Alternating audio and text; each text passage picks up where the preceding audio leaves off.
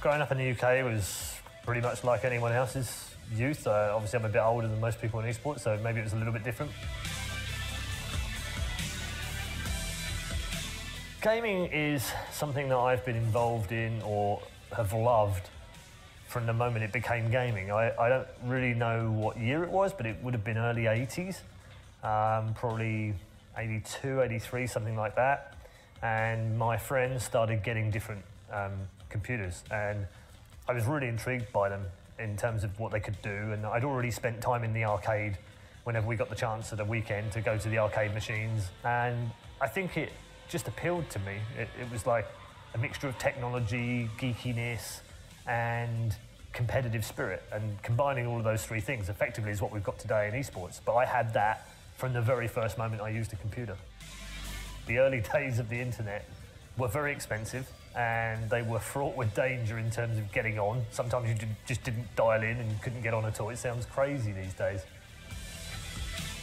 And then the first time I went online on my 28k modem with 400 ping, realised that I was absolutely awful. And that realisation was quite harsh. You know, I had 10 players in the server playing Quake, and I finished 9th. And I'm like, nah, that can't be right. The game must be bugged or something, or these kids are cheating or something, you know. Some things never change, perhaps. So that was my first real experience with the internet. When I first played Quake online, first few times, I guess, did I imagine it would look the way it does now in esports? Absolutely not, no. I still had no idea that it would grow to what it is today. And we didn't even have any ambitions, I don't think, back then. We just enjoyed playing video games, and we enjoyed playing them competitively. I don't get to play it as much as I would like to, but I get to watch an awful lot. I think for me it's more the watching I've enjoyed more. Enjoying some of the pros do things that I just can't understand, and I have to get them to explain it, and then it becomes even cooler. And watching a team with crazy synergy and chemistry come together and do something that you can kind of see happening, and then they execute it, oh, there is little greater in esports than watching that happen. You can't fail to love what the players do, and that's, for me, that's the joy of the game. It's not necessarily the mechanics of the game as such, even though I admire it and I like it. It's more about the players and the teams and about what they can do in it. Ladies and gentlemen, welcome to the Manila Major. And welcome to the Philippines, the opening ceremony.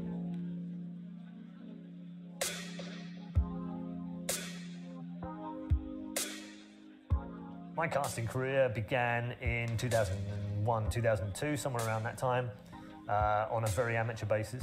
But it was very much for fun. There was never any intention to make money or a career or a job or anything like that back then. It was purely for fun. It wasn't really until 05, 06 when we started getting more events, and therefore they needed more shoutcasters and more people to go and do those. When we look back on those days and we look at these large-scale productions that we have now with a couple of hundred people behind the scenes looking after us, and we have these comfortable green rooms and great flights and brilliant hotels and we get paid well, I think, wow, we've come a long way. I think preparation has always been one of those things that I've been quite famed for. I think a lot of people know how much preparation I put into events. For instance, a game like Dota, which is well established, has an esports world, coming into that cost me hundreds of hours, and I would still not admit now that I know everything there is to know about it. It's just such a deep game. You need to keep in touch with the meta, effectively, and you do that. I do that mostly by watching. I watch hundreds and hundreds of hours, mainly out of nerddom, because I love the game, but you'd have to do that if you were just hosting anyway.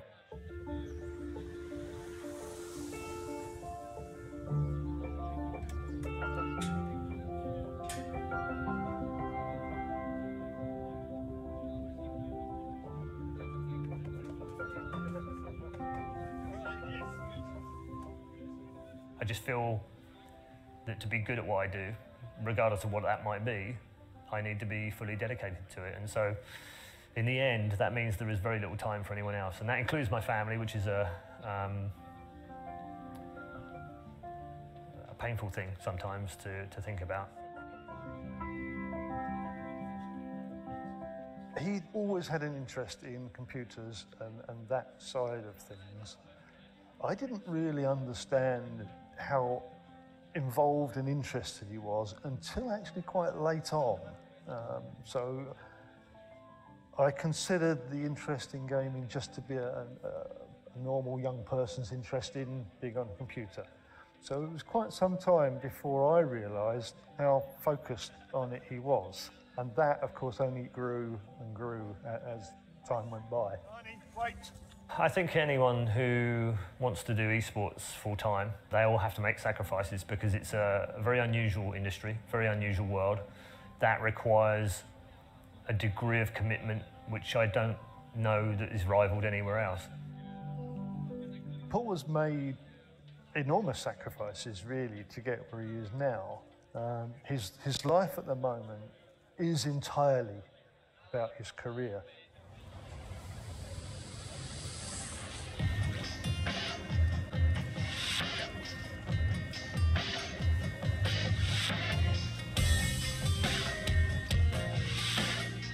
I'm always a bit reluctant to complain about the amount of travelling that we do because it's the key to being successful, I guess, in esports, and it's just part of the job, so you have to do it. I think if my children never wanted to go into esports, I wouldn't discourage them in any way. I'd probably be able to warn them, I guess, of some of the pitfalls. I think some of the things I've had to go through that I've not done particularly well. But no, I wouldn't stop them from doing it. If that was their dream, if that's what they wanted to do, I think I'd be proud of them regardless.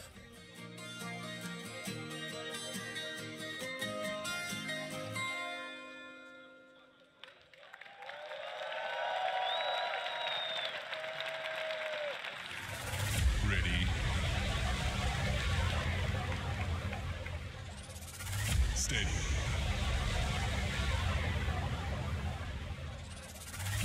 Game on.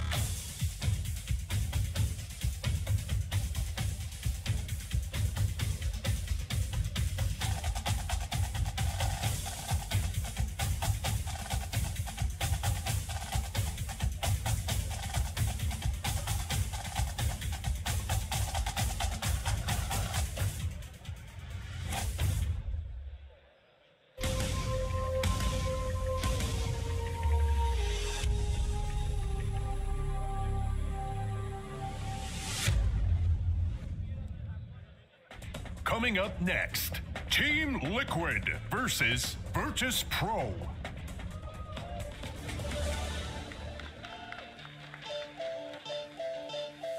Oh, wouldn't you know it? We've saved the best to last. It's just how it worked out, you know. We didn't plan anything like this. We just thought we'd do the last semi-final last, of course. And it just so happens that it has two of the greatest Dota 2 teams on the planet going head-to-head. Many of these players told us they wanted this to be the grand final. They've fallen one step short, however, and they're going to have to face each other right now. It's Virtus Pro versus Liquid. We've welcomed back on the panel Sunfan, who has rejoined Capitalist. And you've come back at the perfect time, Shannon. It's absolutely the perfect time. This is going to be a humdinger. A humdinger. Boy, haven't heard that in quite a while. A real barn burner, I believe. I think that is a Toby phrase, isn't it? No, that's a Mott phrase. Is it a Mort phrase? They had a cast earlier where Brax just straight up asked him, "What does that mean?" And Mott was like, "I don't know." And I thought about it. I was like, "Well, I don't know what it means either." I think that's an American phrase. I think it probably comes from American sports. 100%. And I was like, I've said it before. And I was like, what does it mean? It's probably a very. It does sound bad. Like it's a very dark meaning, I'm sure, if you look into it. I'm imagining people trapped in a barn, and the barn is burning, and oh no. Yeah, so I have no idea. This is going to be the opposite of actual barn burn. I do believe. Are you looking forward to this matchup? Oh, this is the hypest match so far. Yeah? By far. I mean, Liquid versus VP, I don't think it gets much better than this. I mean, we talked about them being the top 3 teams among, I mean, tier 1, because everybody has a different criteria for their tier list, right? You have tier 1, tier 2. But I mean, come on, let's be real. These are both tier 1. There's no argument. You can't here. argue that at all. 100% tier 1 for both teams. So they are the cream of the crop. And in terms creme of de la creme. The creme de la creme, indeed. We'll go French. Yes. It's okay. You want to talk about the offlane? What a surprise as an offlaner. You know, you asked me, I was like, what matchup? And I was like, offlane. And the reason is because I think Pasha has been doing outstanding, and Mind Control was, I think, one of the players, if not the player, of TI and of Liquid's run through that international. So, yeah, I want to be able to talk about the offlaners. I think Pasha has really fit so well into Virtus Pro. I can't actually imagine them replacing this player simply because he seems to enable his 2 famous cores that everyone's going to talk about, like, oh, no one and Ramsey, look at them, they're carrying the game again. But Pasha, I feel like, is oftentimes the one who sets all that up. He's and the reason this came into my head was because we were talking about Optic and finding those initiations, and it is really difficult to be able to determine what is the right fight to be able to take.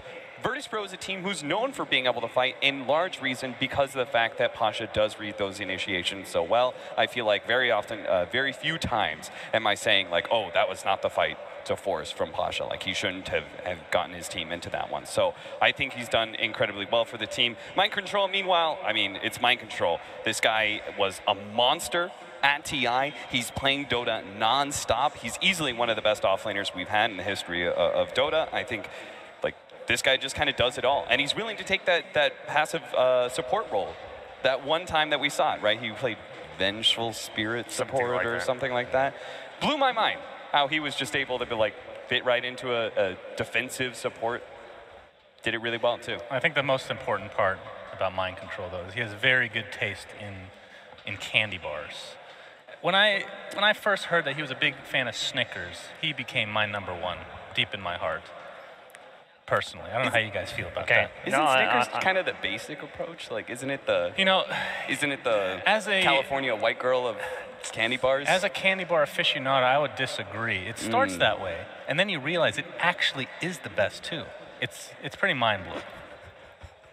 Although, not to go off on another tangent here, but the Snickers in Europe, I have to say, is pretty subpar compared to the American version. Everybody says it tastes the same. Believe me, look at my face. Look at how fat my face has become. This is all because of Snickers. I'm sorry. I'm sorry I baited this onto your panel, Paul. I completely baited this candy bar discussion. By the way, thank you. And then he goes one step further to insult Europe while we're in Europe and their candy bars. They have better. I mean, the soda here is better, though. Oh, okay. So I'll give them that. It's a nice, delicate balance. By the way, thank you for inviting me to the major. I truly, truly appreciate it. I should say at this point that other candy bars are available, of course. Don't get me started on other candy bars. This got so derailed, it's unbelievable. Back to Virtus Pro versus Liquid. Yes, the Snicker bars of teams. Go on, Paul. I mean, we were talking about the offline. Okay. There are obviously parallels to be drawn here as well in the number 4 positions. Yes. Because we have world-class number 4s, the MVP of the previous tournament for Virtus Pro, and a man who arguably MVP last year, potentially of all players in Dota 2.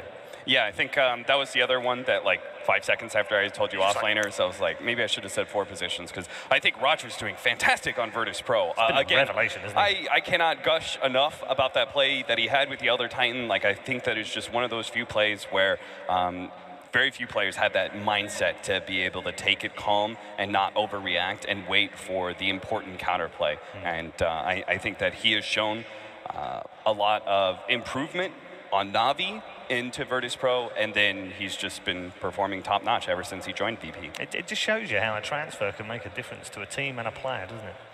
Yeah, I've gone from gushing about him in finals to, or sorry, I actually started kind of laughing at him for his infamous Nyx Assassin game in Dream League. And again, that happens to every player, right? Sometimes you just have those games where you miss your stuns all the time. But like, we've never seen any of those. Like, I'm not sure if I've seen a misstun from him since he's joined VP. And I think he's just like a really motivated player who wants to be able to improve as much as possible. He did it on VP, definitely where he was on their radar, picked him up. And he's been, I think, an MVP in so many of their games. I feel like you can pick, it's not, you can't really single anybody out with these teams, right? You can literally pick any position, and it's like the best of their field, if you will, like the top 3 of their position for each respective team. So that's why this match is going to be so hyped. And I'm super interested, for whoever ends up going to the finals, how VTJ Thunder is going to look versus them. I hope that that's going to end up being as competitive as everybody's hoping and dreaming for in this, in this tournament. I mean, we've got a minute or so, but why don't you talk about VTJ Thunder? How have they impressed you in this tournament? Because Very they've blown much everyone so. away. I mean, I'm very hard to impress, Red Eye. I don't know if you know this. No, I get that about you. You took Misery onto a team, so, you know. That's true. That's a good point. I'm not 100% sold yet because, well, first of all, the best of ones are their own entity, right? I don't really look into that too much. They went 3-0, okay. Yeah. They did really well against Newbie, obviously, but they played a lot against these Chinese teams. They have a lot of experience. How are they going to do against a Liquid or a VP? That is what I don't So in know. other words, there are still question marks over them. For me, okay. But again, you know, I'm a hard one to. You're a Suns fan. That's a true statement. It is a true statement. What's also a true statement is that our players are ready to rock and roll. So let's get them out to the main stage here in our second semi-final.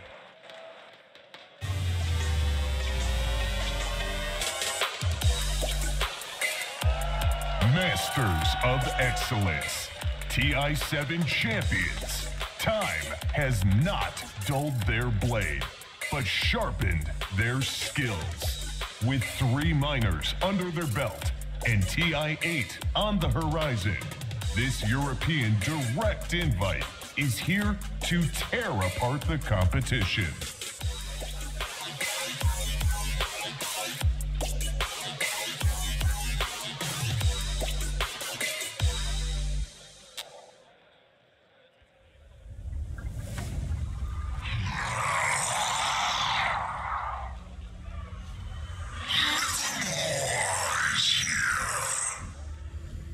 Welcome on stage, Team Liquid.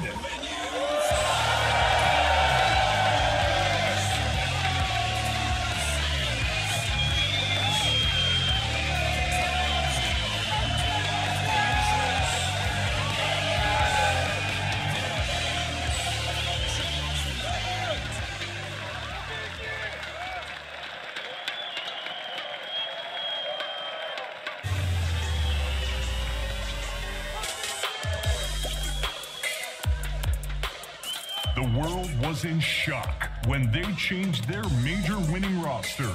But with new strength and ambition, they took Poland by storm to become the first team ever to win 2 pro circuit majors.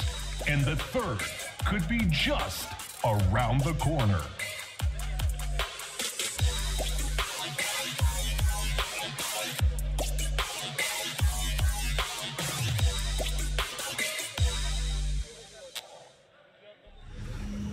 Those souls were not yours to claim, Shadow Fiend. Welcome on stage, Virtus Pro.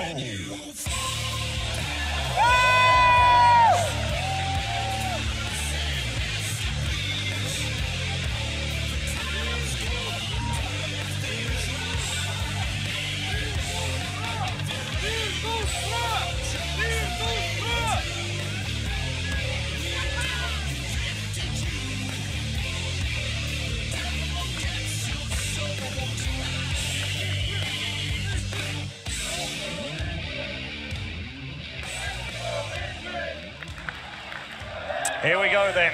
The crowd are ready, the players will get themselves ready, and we will have two titans of the esports world and the Dota 2 world going head-to-head in a semi-final. Team Liquid versus Virtus.pro for a place in the grand final at a major. Of course, Cap as well. Some things on the line here. First of all, GH, Liquid, they're still looking for their first major win outside of the international. They want that major. It's what they've been talking about all season long, seemingly, even though they've had a very successful season already. And Virtus.pro have the chance to become only the second team in history to win a back-to-back major, OG being the only other team to do that. So lots of history on the line here as well. Wow, I didn't realize that we hadn't had back-to-back major champs yet. This season has definitely shaken things up non-stop. I will open this by saying that I'm leaning a little bit towards VP right now because I think their performance so far at this tournament has been pretty rock solid. Liquid is looking a little shaky to me. I was actually telling Matumba Man earlier while we were watching that last series was that it seemed like this was the first time. No, I saw it was the first time they didn't look invulnerable. You know, it was like there was a little bit of weakness, and he agreed. He said that look, we haven't really played quite the style that we wanted to. I think it was there was an interview with Mind Control or GH, and they said the same thing about their group stage. They were like, we've just been kind of shaky, and they're still trying to figure those things out. And I think it just comes down to this this pace that we're picking up here right now when it comes to our draftings. Our meta is speeding up. We're getting more life stealers and juggernauts, and we're going away from these storm spirits and these Dusas. We're not really running any of these kind of split pushing lone druids. Like everyone's having to play a faster game, and as a result, I think some of these teams are looking sloppier. But Liquid, I think, again, iron sharpens iron, so do one team improves another one. I think these two teams are actually going to elevate their performances against each other. In fact, I feel like they always do when they match up. Liquid, as well as VP, always look best when they're against each other. It's incredible, actually, looking at the previous three majors that we've had so far this season. Virtus.pro beat Secret in the first one, Secret beat Liquid in the second one, and Virtus.pro beat Vici in the third one. That's it. This is major number 4 of the season. Wow. And Virtus.pro have a chance to make it 3 out of 4 this season. That's incredible, Suns fan. That's almost DC level. No, nothing is DC level. How dare you? Nothing's that low. No, but I think Virtus.pro's their biggest negative, I would say, is their overconfidence at times. And it's been something that's kind of plagued them throughout the last, I want to say 3 years. They had really good performances at a tournament. I think this year has been their best year so far, though. They've been the most consistent. I think they've reeled themselves in. Obviously, the addition of Roger, as we've talked about, has been quite instrumental in their recent success. Yeah. And in some, you could kind of say in some degree, it's kind of the honeymoon phase still with Roger. Right. So we'll see how long they can make that last, if not the entire season. Yeah, it's been around about 21 months that this team have been together with only one change in it. Yeah. Cap, and Liquid very similar to that respect. Is this not finally getting through to the other teams? The model of consistency is the road to success? Yes, but I think there's still a lot of dissatisfaction when you have such a big goal, and especially a year-end goal in TI. You want to be your absolute best for that tournament, and I think no matter what, we're always going to have those roster shakeups in Dota 2. But I would agree. I think that we're getting to a point where people have been on so many teams and played with so many different players that they're beginning to realize the grass is not actually that much greener on the other side. There's always going to be problems that you have to fix, and in order to fix those, you have to actually stick with the roster. So yes, I would agree. There is a movement towards stability. Of course, you have to win tournaments. That's the first thing. Right? But I mean, that's part of the problem, isn't it? If you don't win after a few tournaments, you want to change, right? Because otherwise, what else do you do? No, that's true. That's definitely true. Okay, let's get into our first draft of this second semi-final and find out who has the advantage. Oh my. What do these teams feel about Beastmaster these days? Beastmaster, I don't feel like both of these offlaners, we aren't actually seeing too much of it right now. I think it's maybe just a little bit too slow for either one of them, either one of the teams rather, not necessarily the players themselves. I was thinking about the DK. What led me to that was the Enchantress, that both teams actually counterpick the DK with the Enchantress offlane. We've seen that a couple times, and Liquid also counterpick it against the Terrorblade as well. So I was wondering if we were going to see at least one Enchantress game in this best of 3 between the two teams that pick it the most. Interesting to see Virtus.pro banning out the gyro. considering they had the first pick if they wanted it. I guess they didn't want to pick it first. They're trying to help us out. We're sick and tired of seeing that hero. Well, let's be it's real. the hero they've played the most in the last 3 months. Virtus Okay, Pro. there you go. Always have that flex pick, so this Sand King is not necessarily locked down to the off lane, so Virtus Pro can try and get that Enchantress if they want to try and match it against the DK when it comes to that mid game. The reason being, you've got this pure damage against a very tanky ranged hero. It's super nice to be able to have. But overall, the Sand King is just one of those great team fighters, and no surprise whatsoever that Elder Titan is the response, because I think ET is the superior when it comes to nailing the laning phase. Like, that's what ET does best. I think ET, Chen, like, those are the heroes that are sort of the definitive lane dominators right now. Well, I'm looking at Disruptor to be picked or banned after this. Yeah, for sure. I mean, after all, in the matchup that we just saw in the other semifinal, the Disruptor is one of the kings of team fight, and there was a reason. Could go for an early DP as well, though, right? Because if that's not picked, it's going to get banned as well. Oh, Yeah, for the early AA. Okay. I was going to say, most of the time, the Ancient Apparition still up there in the pool inhibits the Death Prophet pickup. VP actually pick it themselves here, liking it against the higher strength heroes and the high regen of the DK. Both these heroes are going to be a bit susceptible to it. And on top of that, it's the counter pick that we were talking earlier. I think it was Secrets who were the ones who were doing this. I think I brought it up yesterday. Ancient Apparition versus the ET aggro dual lanes. That's how you beat it. You've got Chilling Touch on 3 different heroes. ET, you can run around and get as much spirit damage as you want. You can try and punch people in the face, but when they're hitting you back with, you know, plus 50 damage on every single one of these heroes, and it's slowing you as well, there's no way for you to actually win that lane anymore. I can't believe that was buffed, by the way. Chilling Touch. Even though it's not that recent, I felt like it's always been this amazing skill, especially in the very early laning stage. And now it has that, it's kind of like a mini cold snap. Yeah, you give it that slow, and then it's like you actually can hit all of your Chilling Touch charges once you get that first one in. Now, do you think because they picked up AA that they might be thinking about getting a DP for themselves? So Team Liquid might have to ban that if they, of course, don't want to match up against it. Yeah, it's entirely possible. You like the Spirit Drain against the Dragonite, even if the physical damage of the Exorcism isn't as effective. I think you're a little bit scared of Elder Titan, though, and what he provides in that minus armor. It makes all these heroes a lot squishier, a lot more susceptible to burst down. And we've already seen in the group stage teams trying to establish ways to deal with the Death Prophet by picking up some of these Lina picks, you know, being able to get like this direct, huge amount of burst damage to be able to take that hero out of the fight before she could get off her Yule Scepter and Spirit Drain. So just to be cautious, though, you're completely right. They are going to take out that Death Prophet. That's another reason we've seen Eon Disc a couple times on this hero. That's for sure. When that item first came out, I did not think Death Prophet would be a holder of it, but it seems to be one of the most consistent.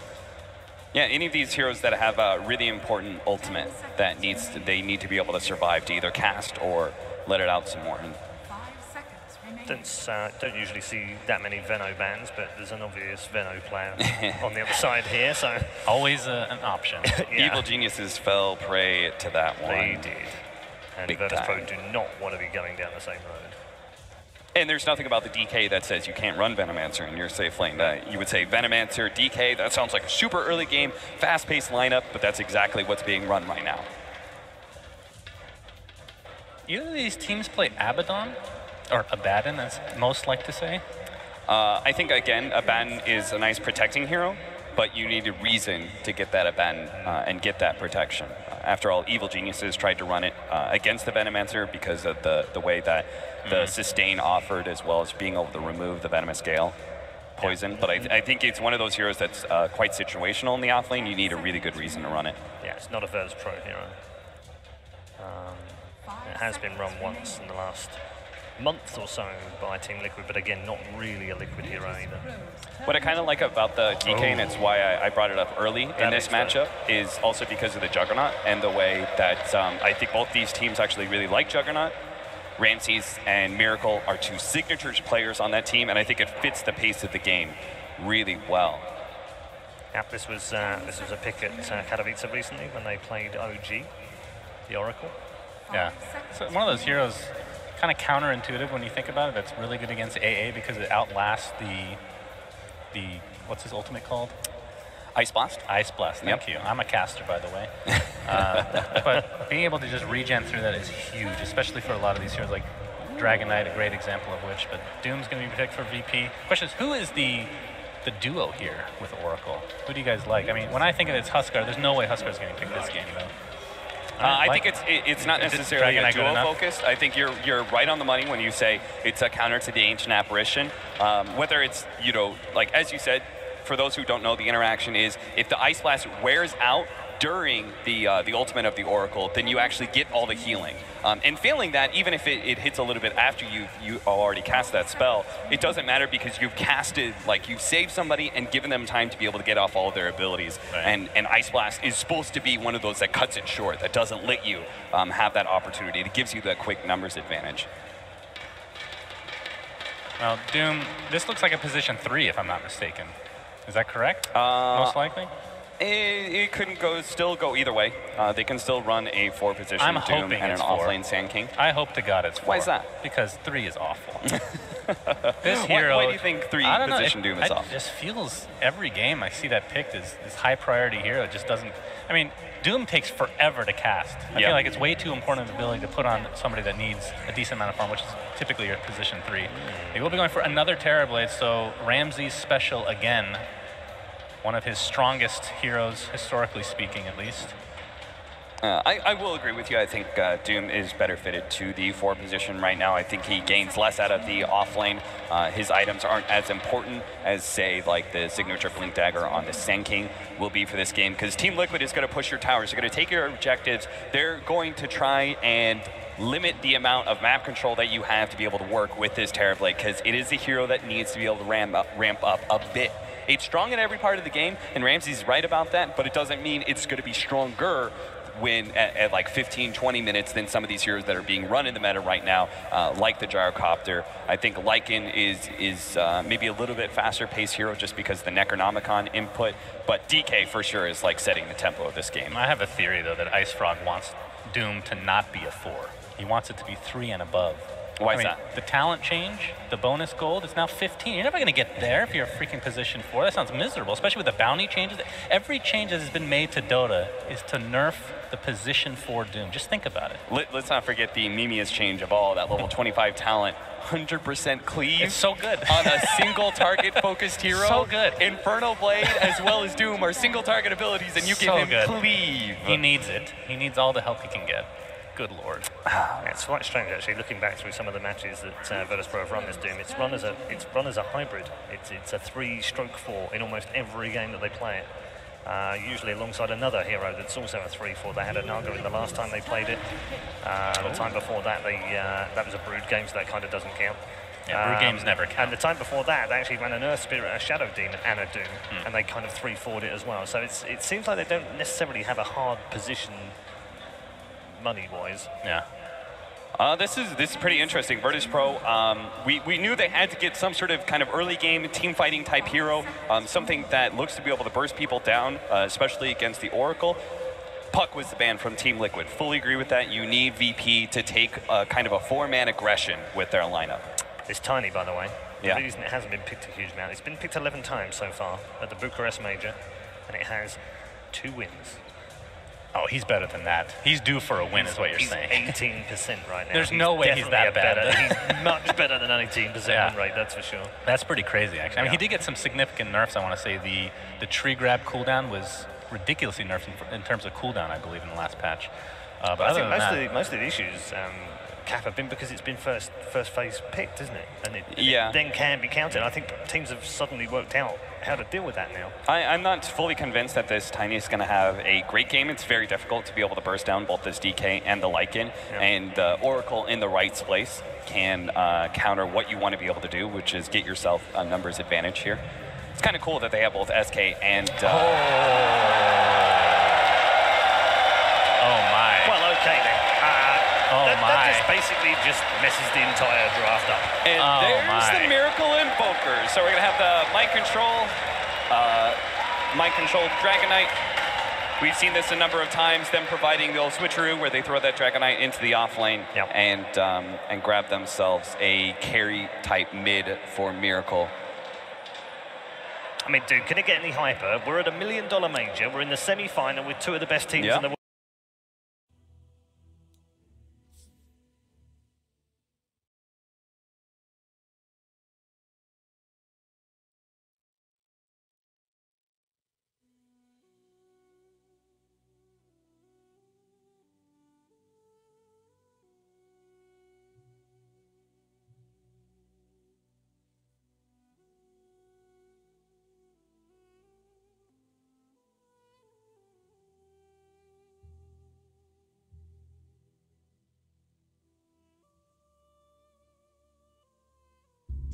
Liquid's turn to pick. This DK and the Lycan, and the Oracle in the right place can counter what you want to be able to do, which is get yourself a numbers advantage here. It's kind of cool that they have both SK and... Oh my. Well, okay then.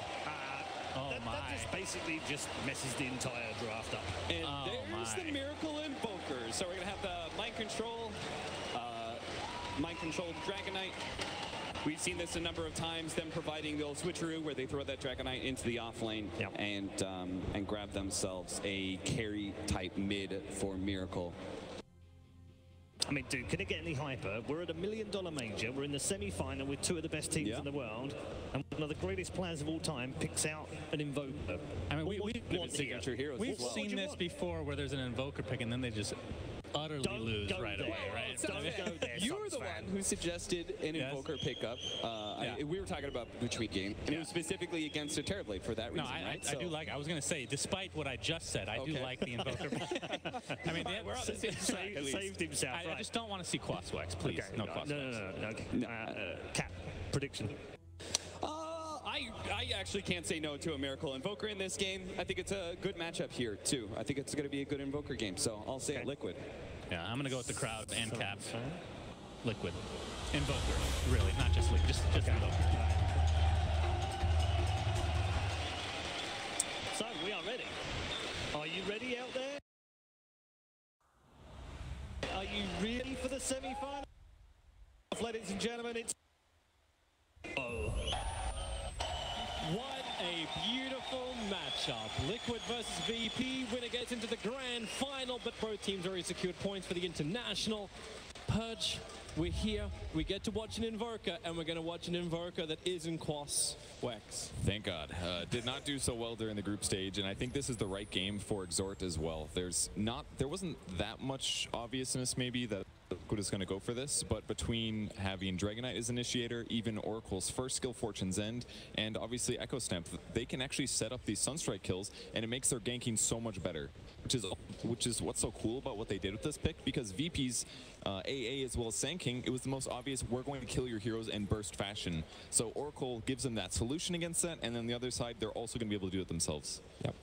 And I can't wait to see the combinations that come out from both these sides. High quality teams, so high quality Dota.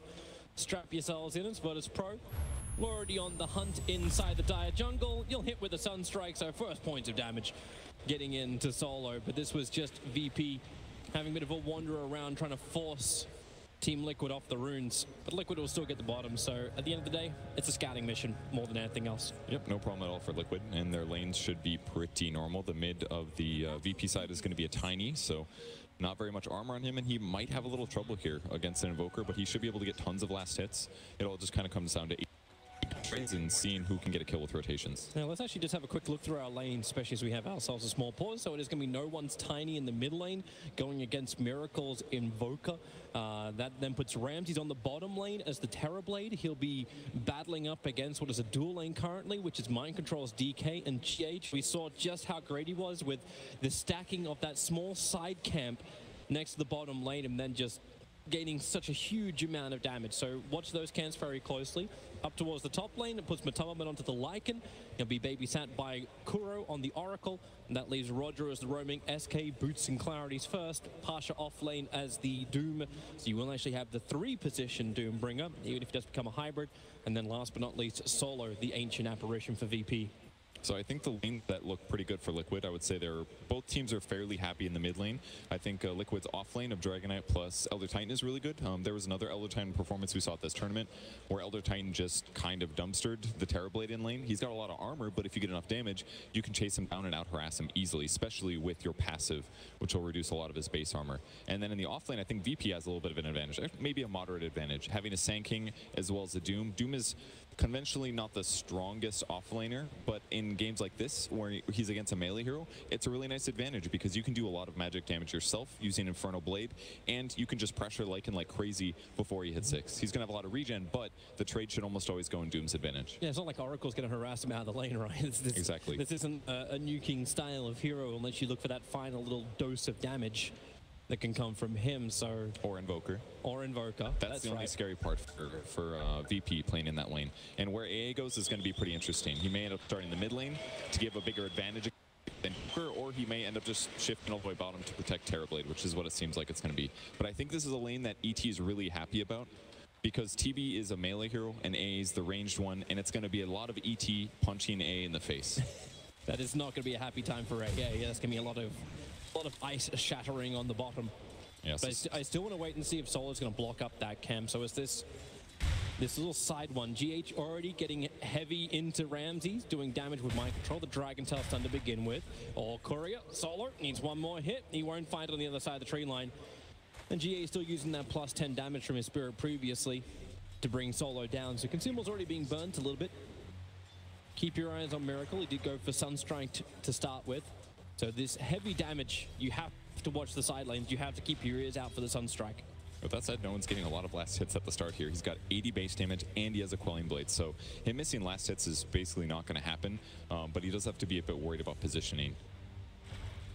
So this is definitely the action lane on the bot lane here between Liquid as well as VP. But there is always the threat of a kill on the top lane, as long as there is a little bit of press. And if SK ends up approaching at the right time when somebody's a bit low, it could be on somebody like Matoma Man.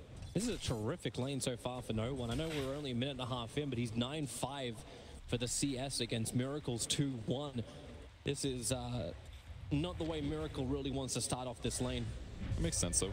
Invoker's base damage is not great. The Exhort helps, but against an 80 damage Tiny, it's just not even close to the same. But once Miracle pulls away a little bit in levels, he's going to deal way more harass to no one than no one's going to be able to deal back. But then it comes down to Tiny's advantage of being able to toss back Miracle to a potential support. So if Sand King roams over, it's definitely a possible Invoker kill. Damn, that damage. GH with a howl, pop up too. Solo cannot escape. Solo knew before he used his TP scroll to go back to the tier 1 tower once GH had a little bit of that buff. And why am I not surprised that the dual off lane of Team Liquid is so heavily influenced by this Elder Titan? And again, the large camp isn't blocked here. It's fully spawned, it hasn't been stacked yet, and it's going to be a bit before Liquid can stack it. But even without that, they still did really well. This is Virtus Pro. We saw this on the main stage yesterday. Virtus Pro most definitely saw it. They have to try and do this in some way, but how do you do it?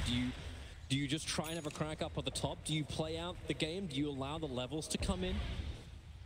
Right now they're winning on CS. All three of the cores for Virtus Pro have gotten over the 2-digit mark already, while Liquid are only just about to claim that with Miracle, thanks to the double damage rate he found. But it is offset by kills, and Elder Titan getting the first blood is going to change everything and makes the game about even. So while VP can be happy that they're winning the lanes a bit here, if the kills keep continuing for the side, I don't really care that much they're getting slightly outlaned right now, because they can turn out kills later with good ganks. And Roger does his first rotation here. Smoke is popped. Got 2 points in toss on Tiny, so Miracle's got to be careful. We'll see if he can prevent this kill from happening. That's still going to be difficult for no one to position perfectly to get around and throw Miracle back. The hardest part is Miracle sensing when there's danger. If no one runs forward at a weird time, he's going to read this and he's going to realize the gank is coming. And instead, they might just have to do a sport on SK and do an avalanche follow, but that's going to be hard to do. Sunstrike onto Solo, real trouble. Solo's dropping down low. One more attack from Mind Control will do it. He goes in the trees, trying to block himself out. Won't work, however. But they're both GH and Mind Control limping away to safety. It was a great attempt by A, trying to block, prevent Mind Control from getting the kill, but even gets to eat his planted Ironwood branch in success, so pretty good for Liquid. Easy regeneration. Aqua is picked up on Invoker now, so his armor advantage is even higher on the mid lane. His damage is now pretty much around where Tiny's is, so we're going to see a lot more gap closing in terms of last hits. I think GH may be a little bit annoyed. For some reason, his Spirit went down, but didn't aggro the Saturn Tormentor. Yep, true. Matubaman in trouble. There's your little bit of extra heal. Kuro keeps him alive. Matubaman is the poison. That was such a sick play on Liquid side. Matoma Man was in trouble for a long time there. He used the Wolves to slow down Roger's ability to get close to even land the Burrow Strike. And as soon as the Inferno Blade hit was the same time that Kuro used Fortune's End, which basically stops all the damage over time that Inferno Blade deals. Well, he's having to do it again once more. The jumping comes from SK. Matumba needs space to get out. The Howl will give that bonus, and Roger ticking down so quickly. That's that Kuro nuke coming into play. Pasha wants to go for more. But his Scorched Earth is just worn out, so he'll start his run back. Sunstrike is off cooldown, a level 3 on that one, so let's hold him in position. The Wolves are staying with Pasha, but they won't toss it out. It wouldn't be enough for a kill, not yet. So still doing a great job fighting this lane. The Oracle is working so well against the Doom in the laning stage, and it's going to be just as good later. They're going on Ramses. Really just trying to push him down solo. Gives the Chilling Touch bonus effect. The ET Spirit comes out. Ramses will think twice about it. It's just too hard for them to commit on killing a Dragon Knight for now. Oh, wow. Go for the stomp, but it's going to be way off here. Yep. Pretty costly usage there for GH. He doesn't have that much mana in the early game, but they can still use a Shrine maybe. He needs that mana too. 80 mana for every single time he wants to put that Spirit down. And start soaking up the extra damage. And while Liquid's offlane is going so well, they're going to be safe on their safe lane and just put Matumba Man into the jungle. Because he can jungle still pretty rapidly, especially with Feral Impulse. He tanks, him and his wolves do a bunch of damage, and he will still get some gold. In the meantime, Crow just hides for farm. And experience, mostly. Yeah. Able to get a very powerful Oracle, get that early false promise up. With that said, though, I mean, Doom is going to free farm as a result, and that means if he gets a fast 6 and then turns out kills every time he gets Doom, it's going to be huge for VP, and that's one of the best things about Doom, is that he gives you a fairly reliable kill every single time that Doom is up, you know, every 2.5 minutes. Yeah, that's the old phrase, right? This delete one hero before the fight begins because to deal with the Doom. ET is now jumped up to the top lane, thanks to the Observer Ward from Virtus Pro. They are fully aware that GH has done the rotation. And Kuro's got his own aggressive ward down, so he also knows that Roger is not staying around. In fact, it's SK who TP's down the bottom, trying to add pressure to mind control. They look like such a TP. Like, if you know that there's 3 heroes in the lane that you're sitting in, it's time for you to leave, because now you know there's not an extra hero in the bot lane, and he had just TP top. But they didn't quite initiate that perfectly. You probably should have wrapped around to get initiation off in the DK, because they maybe could have gotten that kill. And instead, they're going to alternate this and go for the mid. Yep, they're coming after Miracle. GH is already moving down too. The Observer Reward is giving VP all that high ground vision they want to. So Spirit into Stomp needs to create space. Able to get the double stun on both Solo as well as Roger. Miracle wants to fight. The cold feet will trigger on him. Roger dodging with the sandstorm, but he won't dodge the stun strike from Miracle. Is able to connect. VP with the instigators. But they're the ones burying the dead. Very complex by them. And on the opposite side of the map, Pasha was a smidgen away from getting Doom, but ends up using Scorched Earth a little bit earlier there, so now it's going to be even harder for him to kill Lycan if he does want to chase him down, now that they're in this 1v1 matchup. It's hard to grab this kill solo without Scorched Earth.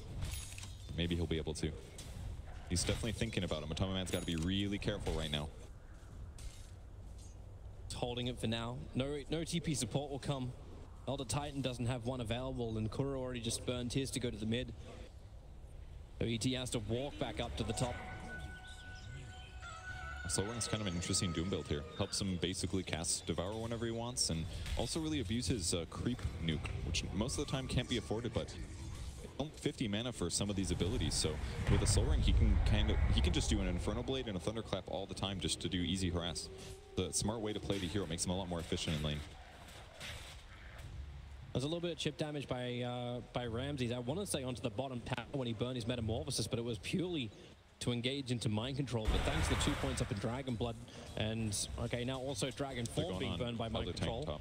They want to have a crack at him. Yeah, GH going to go into the Stomp. He doesn't have mana for a TP, slowed down by Caustic, but the high movement speed anyway from the ET Spirit just lets him keep running. Roger, the Observe Ward gave him a little bit of extra information if he wants to keep the chase going, but he does not have the movement speed to get there. I'm pretty sure VP dropped that kill completely. Doom did not use Thunderclap. I'm pretty sure he had it before he got stomped, and GH ends up surviving. So at least they didn't use Doom, but either way, VP seems to have pretty dominant control of the lanes right now. Yeah.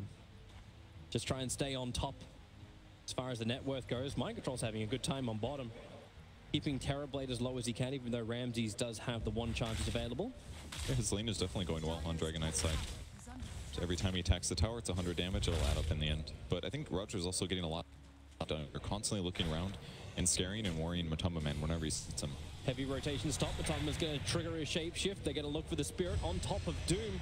Thanks to Fortune's End, they can hold him in position to get the follow-up stomp, and there is no way for Pasha to run out this one. Who does he want to do, if anyone, when no one does his rotation? The Burrow Strike will miss. No one hasn't decided on the target just yet. It'll be the Avalanche into GH. Couple of stick charges and some space. Kuro giving him that regeneration, and Virtus Pro They haven't got the control they were looking for as Liquid will retreat. That was super big play by Kuro. He uses Fate's Edict while GH was in air. That stops the toss damage and completely nullifies VP's ability to do magic damage.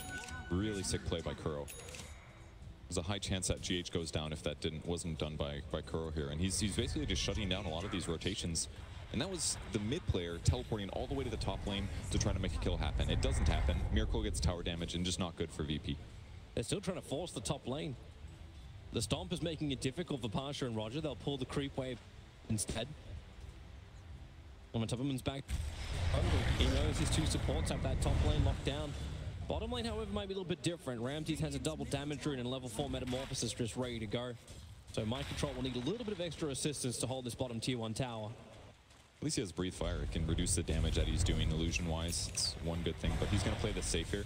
He does catch just the illusion, though. So that means Ramsey's doing full damage, and this tower's going to take a lot of damage. Yeah, Fortification has to be burned by Team Liquid. ET's moved over, so again, GH understands where the attack is coming. He ends up getting the spirit damage in, so he'll say hello to Roger, plus 66 damage. A GH to beat into that Sand King. Terrorblade loses a lot of health, but this is the danger territory here for Liquid, because that just means more Sunder potential if they catch a hero out of position. So they have to be very careful, and that's why GH moves these positions. Sunstrike! That was so sick. Roger doing his best there to get close to try to split the Sunstrike damage, but I think he would have had to commit a Burrow Strike to get closer faster. And a great play there by Liquid. They're going to go for more. With that stun out, Roger had to Burrow Strike himself away. The cold feet will control, Mind Control Roger. So low on life. He needs some space to regenerate up. GH, he's 9 HP. The Sunstrike will be off the mark. Spirits in 2, 1, 0. GH, he has to get it back under the tower. Chasing Roger, the cold feet. GH will run left. His Spirit. That's right, Roger stays alive on 22 HP. Mind Control was a little bit too far away. The extra damage. And now do we just wait the 8 seconds for Sunstrike to come back off cooldown? Nah, they're going to shrine it up. He'll be fine. Oh, he'll go for it. And then he'll end up being solo. I don't know if it'll work, yeah. They're pinging now. Maybe he will not. They do get some tower damage. That kind of tells them that they want to shrine. And Mind Control might die for this, but he's going to get the tower very low. He's got 1 charges as well as the ability to TP, but when there's that many stuns around him, not enough regeneration to save you, Mind Control. So bottom tower will be denied by Virtus Pro.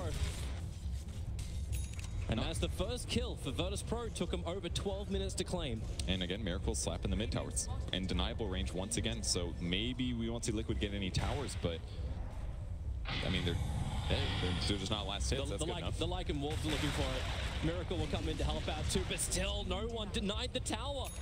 But Tubman and Miracle were committing for this. So 2 towers down. They just can't gap close and get the disable off. Like all of their heroes, while Liquid can do this bursty thing with Elder Titan and Sunstrikes, and it isn't really going to be until like Blink on Dragonite that somebody that's running away on VP side is super threatened. Because it takes a lot of heroes for Liquid to do these combos. Negative of what they're working with here. And we still haven't seen a Doom yet out of VP either, but Pasha has been around the map, showing up at the right times to pressure the right heroes. Miracle, he's ready to fight. The Dire Observer Ward saw him go down. Ramses now tries to go up the hill. There's your combination. Miracle, and Ramses tries to sunder. The continuous stuns from Mind Control and Miracle go to work, while in mid lane, the initiation was onto minimum. So a core for core trade-off, and VP will get damage into a tier 1 tower now. And still not too much used. So they still have Doom ready to go at all points. Kind of a cool build. Toss, throwing back into the river. Kuro, no one with that early filling dagger is able to put it to work, and there's nothing Kuro can do to save his life. No one actually gets a double kill out of this.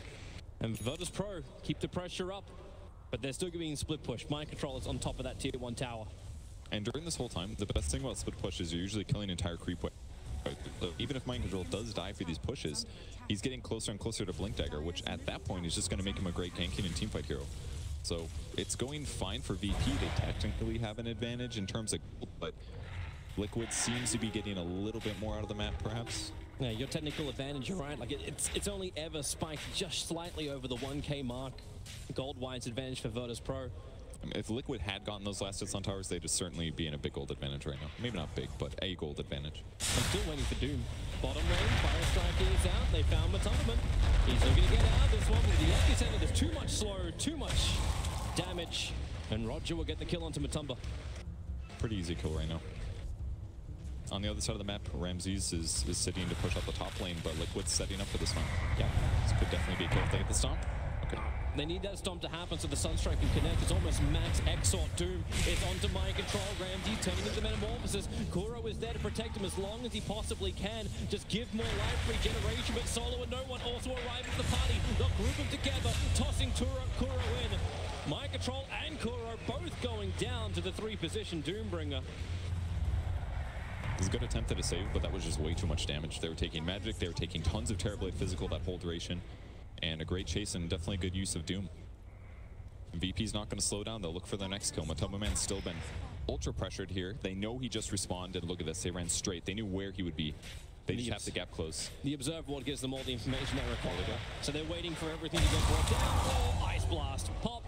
And goodbye, Lycan. The jungle is no longer a safety zone. It's the danger zone. It's just so sick how they did that. They didn't even defend Ramses pushing the top lane. They knew that Liquid was not going to be able to defend right now, so they instantly smoke and go where he's going to farm. And by doing so, it means that Ramses at perfect efficiency, and then they can instantly transition to the next objective. So they took this one objective win, and they turned it into a kill and a second tower. The VP's now, all of a sudden, in a huge position win. And they're looking to keep the pressure up. That Blink Dagger is not there for DK, so Liquid don't have that initiation. All they have is the Spirit Stomp for GH to stall the attack from Virtus Pro. There's still no points up in natural order. It's a 3-2 currently for GH. He needs some space, he needs some levels. Very under-leveled ET.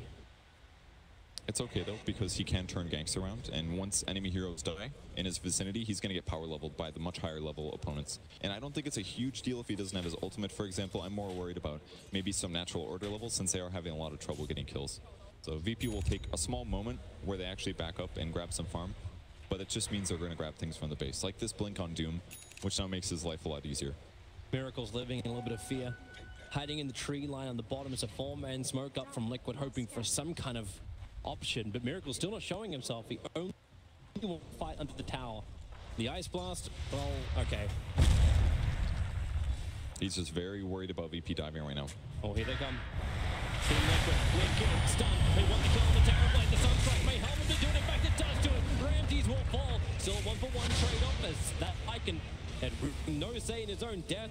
Pasha, back of Kuro on Mind Control. They're split up. That's the medic as well as the primary carry. Kuro can't get enough damage out. But Mind Control can blink and get the stun. Yes!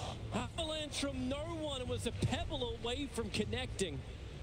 Solo's small mistake there. Needed to attack to prevent the blink into the trees, but ultimately they tried to finish off with the toss and not long enough on the cooldown. But either way, Liquid knew the reason Miracle was sitting so back is because they knew that VP was either healing or that they were on a pressure move to the top tier 2. So they played it well, they initiated, but they just didn't quite have enough damage to clean up the rest of the fight. They pick up the Terrorblade, and that's definitely the best and most dangerous hero to kill at the start. Yep. And the kill went to Miracle during the fight too, so he's now top net worth on the field. Roger, on the run. Will be easily successful. Team Liquid not wanting to fight when Shapeshift is down, Dragon Form is down. Tiny looking for kills again, and they know where Matoma Man likes to farm. Inside of his own jungle, it's not like he's an anti-mage, he's more maneuverable. You're already going to start with the Flexo. Matoma Man trying to get back to his tier 2 tower. Support is coming in from Team Liquid. Can Matoma survive long enough? No, he cannot. The final tree snap will break its back. Solo and Roger are starting to flank around the side too, so he can jump in, but the initiation and the combination was all in the illusion of Solo. It was the illusion of Roger, and Solo combined together. False promise, protect control for the moment. Kuro needs to give him more life. Kuro, however, has nothing more to give. His life is forfeit. Mind Control does survive.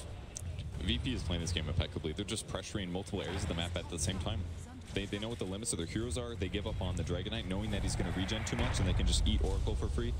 And they just own the enemy jungle. Liquid hasn't had any space to really make the things happen that they want. I haven't felt any impact from a Lycan in this game. He's been pressured and now he just doesn't contribute to fight very well until he gets some survivability. But he can't just rush BKB and think that everything's going to be fine. It's just a tough Lycan game now. He's still committed to the Necro books. I feel like he has to finish it. It's definitely one of the best ways the hero can become useful. Because if he goes BKB, then that contributes or makes him a better team target. Blink up, initiation, as the Ice Blast is coming in. It's real problems for Liquid. They get hit by this so hard. Kuro able to deny Miracle. Oh, Miracle gets a revenge. Mind control, can't go anywhere. Locked inside the cold feet. Roger hiding inside the sandstorm, but they had the dust out, so at least they're able to wrap him up. Underneath the tier 3 towers is where Liquid are currently dying. No one in Pasha, just unstoppable. They're playing so well. I mean, the only thing that went well for Liquid in that fight was that Curl was able to kill his ally, so he couldn't give golden experience to the enemy team, which was a good grab because Invoker was certainly going to die there. But it's only at a loss of their 2 supports on VP side, and their cores continue farming in this time period, collecting items that are going to be hard for Liquid to fight against in the late game. In fact, no one's still hunting Matamba. He's got one job currently. Ensure the Lycan never gets big, so let's see that fight once more. And no one, easy combination, just walking up the hill just to crack Miracle, and Kuro, yep, denies him, then gets doomed himself, so no more influence from the Oracle. He's doomed, right? Did Invoker get doomed? No, he didn't. No. I actually am very confused how he was able to deny him. What am I missing? I'm missing something. He had Ice Blast, would have been infected by Caustic. I mean, but the only thing you should be able to deny is Doom. That's why I'm confused, right? Infernal? That should not be deniable. I'm not sure. I really don't know. I'll look at the Reddit thread later, I guess. I'm confused. Someone will explain it. But for now, Team Liquid are just in recovery mode. That gold graph has really started to spike up. Now almost 10,000 net worth advantage for Virtus Pro, 8,000 for the experience. It's just going to start to increase as Team Liquid, with every single engagement that happens, prove that they're just not able to. So let's see this in slow motion. All right, Burrow Strike, Ice Blast, looking for debuffs. He was dusted, and he got Purifying Flamed. I saw that part, and then he just denied him. I feel like he shouldn't be able to. I still don't know. Isn't it an ability from Oracle that can do that? I don't think so, but I might be wrong. All right. I'm not sure. Anyway, we'll find out later. Yep. Let's focus on the here and now. So Team Liquid, they 5-man group up, ready to fight up on top lane. They don't have these BKBs available yet, just the level 2 Necro box, and they're hoping that VP will oblige them. You were mentioning previously that Virtus Pro, one big core kill in favor of Team Liquid, can just start to turn this around for all the supports. But that tier 2 tower goes down, and Virtus Pro, they are pushing rapidly into the mid lane, and Team Liquid need to come back. You have TP on the Lycan, and they're trying to get the best trade-off possible. Miracle can slow the push, so the tier 1 tower on top does go the way of Liquid. Miracle getting the last hit on that. I think I figured it out. Maybe not. I'm not sure. You looking back through the combat log, it's going to pester you. I think it was that Kuro attacked him, which put him within Ice Blast threshold range before the Ice Blast tick caused the kill. So because Kuro was the one to put him below that threshold, he ended up dying, but the source was Oracle. That's why when you attack somebody into threshold range on A and it gets them low enough, you get the kill and not A, even though technically it was the threshold, you know? It was something like that, but I'm not sure how I was able to attack him, because you should only be able to do that when he's doomed or something. I'm not sure. But I think it was Ice Blast related, pretty sure. Mystery may be solved. Maybe solved. Relax, Patch. We'll just focus on the new stuff coming up. And I'll give you another thing to debunk. Level 3 Necrobook is now done over on Matulament, so they'll get a little bit more detection. Difficult when you've got a Shadow Blade from Roma already there. Here comes your Ice Blast. The Avalanche will connect with Tumba. Broken free with a false promise. Sunstrike, this is really good. So Solo will fall. They're tossing back Mind Control, but Matulament on the front lines trying to battle against no one. Stepping up the epicenter, he'll jump in, goes over towards Kuro. Dust is there for the reveal, so nobody will hide inside the sandstorm. Roger is falling down too. A double kill for Miracle. They're feeding the beast, and I don't mean the dragon, I mean Miracle. They really needed that after the last couple of fights, and a great initiation with Dragon only pays off. And the hero that they found was Ancient Apparition. That's the guy that they want to kill. It's by far the squishiest, and that's where Liquid needs to start to win the fights. Unless they can kill something like Tiny or Doom or wait until VP spread out, that's probably the best fight they can look for at the moment. Matumba's able to get rid of that Observer ward that Kuro was looking for with the Sentry. So vision gets a little bit more restricted for Virtus Pro, but they've got one that's very, very deep. It's inside the Dire base on the top. So it's watching the Courier coming out with the smoke. Don't know if they actually want to get any kind of information from this at all. But they're going for Roshan. Okay, Virtus Pro. I mean, it kind of makes... I feel like they've been dominating this game for like 15 minutes. Normally when you're winning, what you do is take Roche, but their heroes aren't at it is the reason that they probably haven't yet, and to even take it, it might take them committing a Metamorphosis, which and the ET Spirit is going to come and have a look. So yeah, okay, they know this is hard to do, right? Because the ET Spirit can scout it out. You have to commit Metamorphosis, which then makes the next couple of fights a little bit weird. But I think it's definitely time for them to go for this. Well, looks like Liquid are not going to do anything about contesting it. Miracle's pushing the bottom lane with Fort.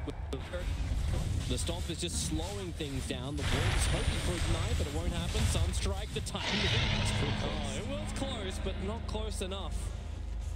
Not a bad attempt, but that puts TB very close to his own BKB, and he's definitely been the core that's been focused in all of these early engagements, and that's not going to be possible anymore unless he gets chain stunned into Sunstrike. But if he is ready for the fight, he's going to pop the BKB early, he's going to walk in, and he's going to get a full damage contribution. Team Liquid are on the way. The Ice Blast flying to the bottom lane to do a little bit of scouting. It won't find anybody. So Virtus Pro know no one's hunting on the bottom lane, and they don't see anyone inside the base of Team Liquid. So they're on full retreat. The Observe Ward will give nice high ground vision for Liquid, but no one is close by. So right now, Liquid, if they're going to get something at this, it's that bottom tower. Maybe it'll help when Pasha TP's in like this. They don't know, though, necessarily. But there's no Metamorphosis. This is the issue now for Virtus Pro.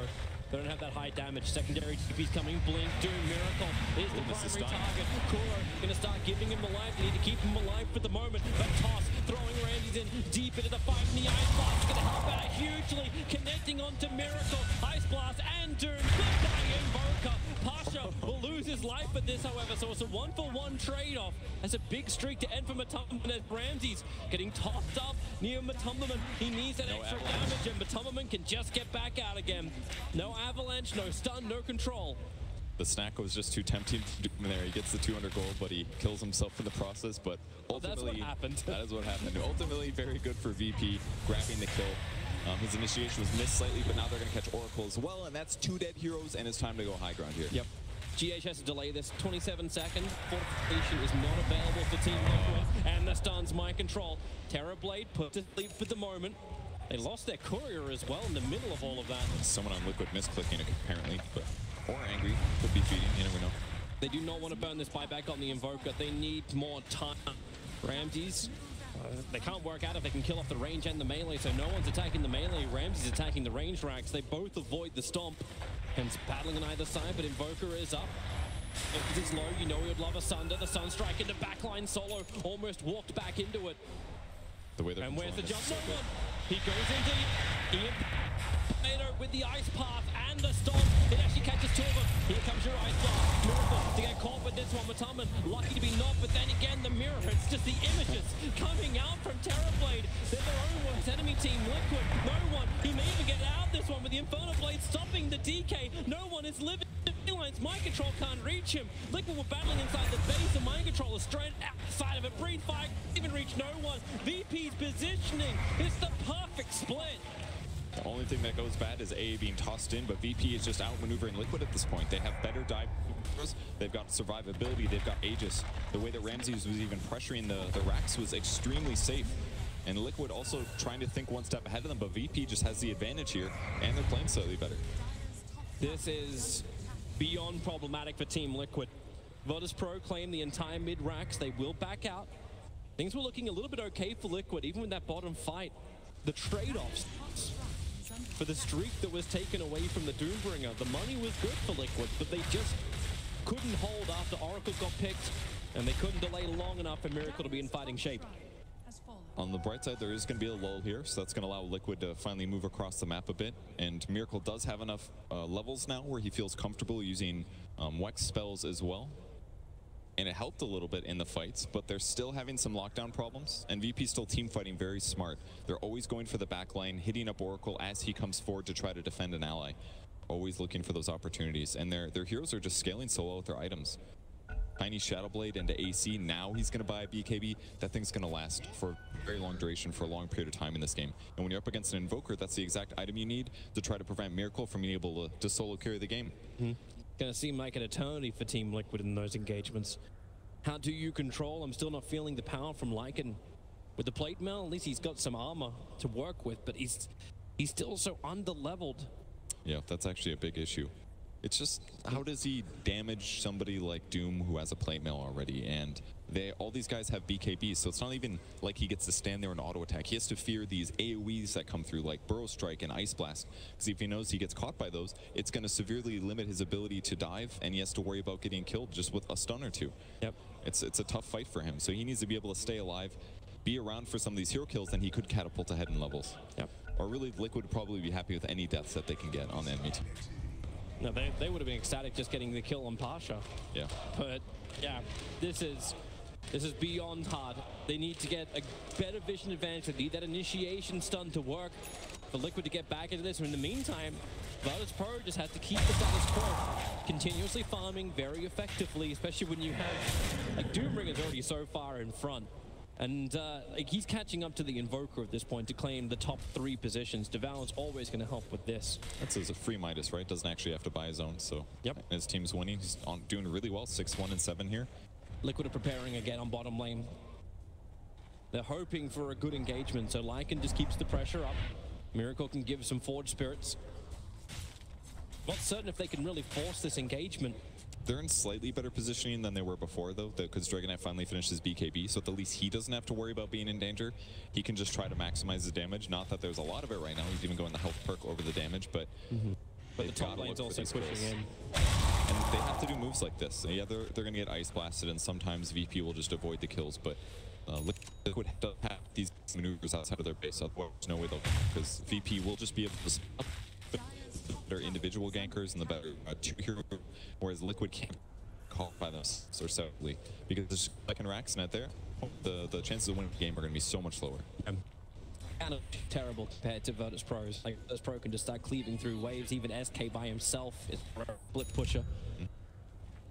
And they just have better catch too. A lot more blink daggers, more shadow blades, 3 blinks on VP side. Liquid has some, but if their heroes get caught, they're almost for sure dead. Yep. Lycan included, really. And they're going to start to get kited. That Skadi is rapidly approaching for Ramses. That'll be pretty nice. It's going to be difficult for anyone to keep up in the fights. But Virtus Pro being very patient about it all. They still have a tier 2 tower in the bottom lane to bring down. They're using the Ice Blast to keep the split push under control. As a whole, though, the Skadi won't do that much against Liquid's heroes. I mean, if Lycan's in ulti form, he doesn't really care that much. Maybe Dragon Knight is definitely countered by it once he pops BKB, but it's probably just a safe survivability, tankiness item, the standard blade transition, and he wants HP more than something like Raw Butterfly. So nothing that weird about his build, and it's not necessarily going to super counter his opponents, but it's definitely the right item to pick up here. I like how the couriers say hi to get that. So the Shiva's guard flies up to the Radiant secret shop. Yep, definitely a lot safer, and that's Matumba Mans. Yep. Kind of an interesting item choice here, but it will give some slow against the enemy team, and reduce their attack speed is very useful this game, especially against TB illusions. And he really needed something, but buyback-wise, it's not a happy place for him. No one apart from the ET has buyback on Team Liquid. So as the push comes high ground, not seeing VP force it, they can just go for the easier target, which will be the Shrine, making sure Liquid cannot TP in behind them. It was opened up after they took out that mid lane of Rax. But they've got a gem as well at this point with their advantage, so any wards that Liquid wants are probably not going to be around. Now, they do have wolves at least. They can scout with those, and that's what they've been doing very heavily. They're coming by quickly. They can also just eat the wolves, so...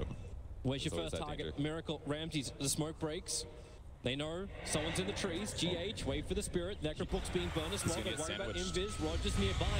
Microtron needs a good jump start, and now he's found it. It's no one's tiny, but the BKB comes up, and here comes Pasha as well.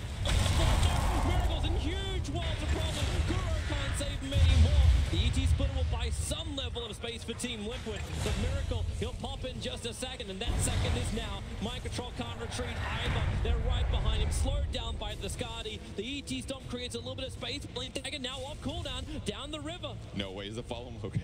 I didn't know if that was going to keep going all the way, but basically what won that team fight was status resistance on Tiny. He was initiated on. He should have been bursted in that moment, but all of a sudden he gets to pop BKB far earlier than a normal hero. And that because stun that hit him only lasts for like 50% of the duration. So Tiny ends up getting his BKB off, and all of a sudden Liquid's initiation turned around the opposite way. Even with Invoker getting doomed, at least if they kill Tiny, the fight would have been winnable in some ways. Yep. That was, it's like the perfect situation for Team Liquid, apart from the fact that it was time to take any other hero into that position. Or they would have had to have some kind of disable follow-up or knowledge that he was going to be there. That way they could all do as much damage as possible in like the first second or so before his BKB gets popped. But it's a hard position to chain stun that guy, and because he buys the BKB late, even doing physical damage through it feels impossible. Virtus Pro are on the hunt once more. Team Liquid will be a lot of smokes, but you know what VP are looking for? It's Matubman. He's walking directly into them. No one starts. Ice blast, boom. Dude. Goodbye, Lycan. They're playing so safe. They were smoked. They walked past bounty runes without picking them up because they did not want to let Liquid see the bounties disappear. Like, they know kills are all that matters here. They don't want to gamble on anything with this huge advantage. Well, this is how they get their opportunity, just to take that high ground, take the game, and potentially be one match away from eliminating Team Liquid. Doom does provide the solutions. Invoker and Miracle especially has in many cases carried his team from a position like this with just amazing use of spell abilities. But Ags is pretty countered if you get doomed and you can't cast a spell for a whole 16 seconds. And that's what makes this tough. Every team that fights, or every time that they end up fighting and Doom goes on Invoker, Oracle can save him potentially if their fight goes about even, but he's been having trouble doing that and also staying alive. We saw to get away from Pasha. He stole the Purge creep. So he's got Blink Purge with the Shivas, with the Infernal Blade, with the Doom. He's just a disable central. And the cooldown's so low, and he's got so much mana, this is fine. He could just basically permanently chase whoever he dooms and go for the kill. And now I feel like if Liquid had won the laning stage a little bit more, and then they were doing stuff like sieging towards VP side, then Oracle would look like an amazing hero right now. But he doesn't have any items to defend himself other than Wand. So it's like every fight starts, he's not feeling as much impact as we've seen in the other games when Oracle has been played by Kuro.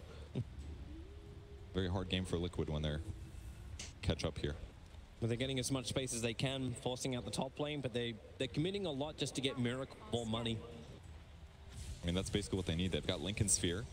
BKB afterwards would certainly solve some issues, especially because if he BKBs, then the only way to break Lincoln's most likely he would have to get an ensnare creep on Doom, or I think that's about it. Only thing that'll go through BKB. Abyssal Blade. Yeah. Butterfly is done for Ramses. You got a Crystallis into the Tiny. So damage increase for no one. He wants the full Daedalus. He's going to hit hard, especially if they can give him extra life. 10 seconds till Roshan will spawn up. Virtus Pro just have to be patient as the line gets drawn. Not quite certain if that was actually drawn by no one.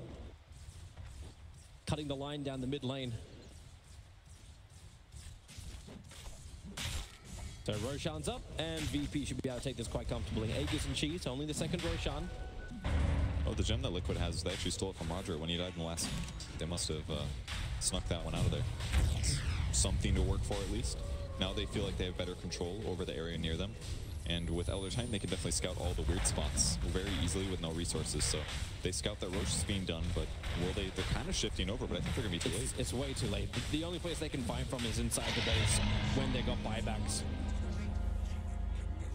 We've got buybacks on DKAA as well as the ET. And the turtle can continue. And Doom. Cheese is going to sit on the Tiny because he wants to use it. TB's ability to just respawn, I mean, even getting killed in the first place looks hard. 2,600 HP on Terrorblade with a 9-second. Miracle. He actually just jumped on the back, putting out the Cataclysm. He quickly on the solo, remove that negative regeneration, then onto the Sand King. It's just the stuff, and there's so much damage from behind. Miracle just gets destroyed. DK is now doomed up too, and look into multiple parts. No way for Kuro. Oh, he'll try his TP, but that will not be successful. And he knows there's not enough regeneration to stop him from popping. They're still on the backline though. Dragon Knight's Doom has just ran out. Maybe they can go back in and find a kill. Maybe, no, but you don't have the Invoker, and no one's actually looking towards mind control. Who needs to blink? Oh, he gets hit. This Avalanche is really bad now. Turns for a Dragon Tail stun. He'll be able to blink. He can TP as well if he'd like to, but it's inside the base. Ramses has burned the Metamorphosis, feeding into that melee Rax. GH is there to help out. Meanwhile, Matubman caught outside the base. Whoops indeed, and GG is called out from Liquid. They were trying so many things, but none of it working. Virtus Pro, clean and surgical in their attack. Take game one. They win against the Lycan, just proved. Generally just like really good reads by VP. They kind of always knew when Liquid wanted to be able to push out and go for some of these kills. They kind of always knew where where Liquid was. Yeah, they played pretty flawlessly this game. Once no one picked up Blink Dagger, started assassinating heroes left, right, and center, and then he ended up getting Shadow Blade and just did even more of that with the AA's help. But I mean, at the end of the day, I think the Liquid lineup I still like a lot. Like on paper makes a lot of sense, right? You have, first of all, I want to see DK as off lane more often. I like that a lot because he ends up getting the same amount of items typically as the mid anyway, at least eventually in the game. But he's very tanky. He has this kind of like with the talent changes, he doesn't really attack as fast, obviously, but he's going to be getting this other talent, which Breathe Fire is going to be more of a mitigator of damage, which in this game in particular I think is really good against Terrorblade and Tiny. But at the end of the day, again, VP they just steamrolled him with that burst damage. Is that a bit of a worry, Shannon, in the fact that they have had a good draft? It did look complementary, did look like a Liquid draft as well, and it hasn't worked. Because if that's what they were going to do and it hasn't worked, that's a worry for game 2, isn't it? Yeah, no, there's definitely a good point there. I think Cap kind of hit the nail on the head before the series even started. The VP has been definitely better showing so far this tournament. I mean, they did lose one game, but I think we can all agree that was mostly overconfidence more than anything else. Liquid, on the other hand, they've definitely dropped some games and have not looked as flawless as they maybe have in recent memory. Yeah, and let's say this, like, if the lineup looks good for Liquid, the lineup looks really good for VP, right? It's just like you have this 4-man crew that's going to run around, get kills. You've got Ramsey's Terrorblade. You're never going to say no to that. After all, it's one of the better carries of this current meta anyway. So I think that this game was also going to be super comfortable for VP. I think it was just a question of who's going to take control of the game because there are certain heroes, like, I don't think you want to be able to play like super reactively on the some of these support setups. I think you wanted to be able to, if you were Liquid, try and take over this game with like your Lycan pushes. You want to be able to have this frontline DK doing so much, but instead it was no one's Tiny who took over the game. And as a result, just everything that happens positioning wise, the combination of aggressive vision, really good scans, and then also the Tiny kind of always being in the way, that Liquid having to go through this Tiny was so much of a problem. Later on, he got BKB, but before then, you're talking about like trying to throw a Dragon Tail stun onto a Tiny. He's going to take that off real quickly thanks to the status resistance. He doesn't need that saving hero in the Oracle. So once VP are the ones who take over the game, like they kind of control a lot of the map. They're the ones taking the tempo. I mean, just look at the way the Lycan played. Matumba Man had 2 modes in this game, where he was either the one being initiated on and blown up immediately thanks to the Tiny combination and then Ice Blast to really be able to finish off that hero, or he was not the one being initiated on. He would get off his ultimate, but then the rest of VP would kind of ignore him. Whatever he was chasing, say it's a Sand King would just run away from the team fight. Matumba has to put himself, chasing that hero the entire way, and they just focus on going for this backline. They focus on getting the Doom on top of the Oracle or the Invoker. They focus on being able to get constant Infernal Blades to be able to threaten a lot of these heroes, and this Dragon Knight unfortunately didn't really, as I kind of agree with you, I think offlane looks good for him, but the damage output of him, once the Lycan is away and Mind Control is the one who has to do a lot of that damage because his Invoker just isn't having that impact yet, it just looked a bit lackluster. They just kind of ran through a lot of that back line of Liquid. I also thought that Pasha's his Doom was quite impressive. I mean, a lot of it's because of the vision, like you're talking about. Tiny jumps with a lot of burst damage, but if you look on paper, I'd say Doom is not great against Lycan DK because a lot of times they're going to get their ultimates off beforehand. But if you're able to jump in and have enough vision to be able to get that off, then yeah, it's literally the most powerful single target spell in the entire game. Yeah, and it's literally just broken, right? Tough game as well for Liquid, wasn't it? I mean, it felt a bit like they were treading water in this game. They just couldn't really do anything. I mean, couldn't start anything. They were always on the back foot. Yeah, I mean, they got off to a pretty good start. They had a lot of Sunstrike kills early on, but it just wasn't enough, especially once Tiny got mobility. You want to see him more, though, don't you? Oh, yeah. I want to see Invoker again, dude. I want to see that again. Hell yeah. Absolutely. We will after that one. Let's take a look at the scoreboard right now and show you how things worked out in game number 1. If you are just joining us, don't worry too much because there is at least one more game, maybe 2, depending on what Team Liquid have to say about it. But this particular game, no one 11-0-6 for him on the Tiny for Virtus Pro as the standout in terms of statistics. Cap, is that helping you decide the MVP? Yeah, I'll go for no one here, though. I do agree that Pasha had a fantastic game. I really love the combination. I didn't see this right in the draft, the percentage-based damage, right? Ancient Apparition, Ice Blast, then you've got the Infernal Blade coming in. It actually cut these tanky heroes in both the Lycan and the DK down to size real quick. So. Yep. Agreed. No one, baby. Yeah. No one. I mean, you could usually say that literally, right? Nobody's the MVP for VP a lot of times because it's very even overall. It's but funny you this should say game, that, Shannon, because yes, no one's ever made that joke before. You did it again. What? Exactly.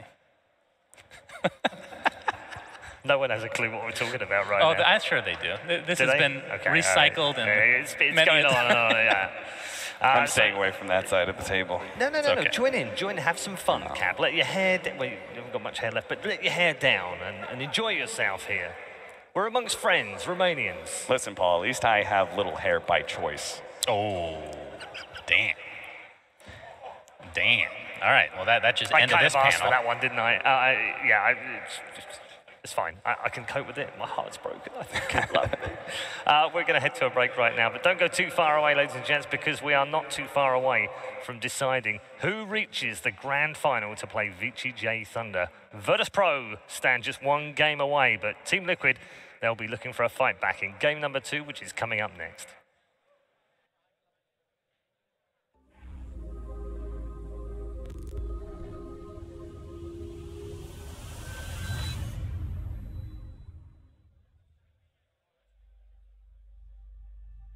Motivation. How do you find it in a game like Dota that can break you down? Now you can hear the motivational words from the TI7 champs to get you through your games. We're cursed. We can't win a major. Cleanse your soul. Presenting the Team Liquid Motivational CD, featuring real quotes from Team Liquid. Quotes like, A white cat.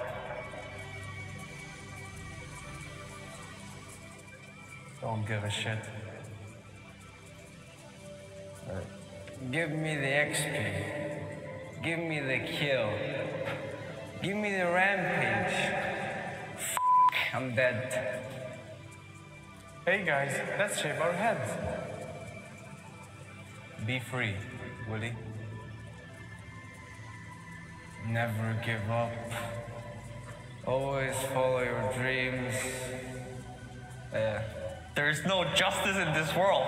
You have to work for it. If it feels good, it's good. Ready? I'm not even a player. Why do I have to do this?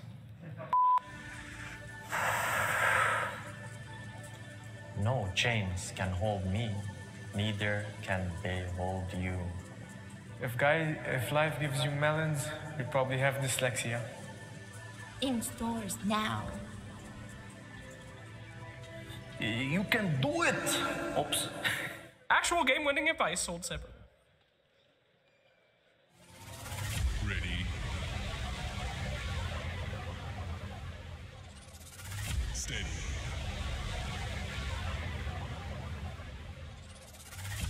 Game on.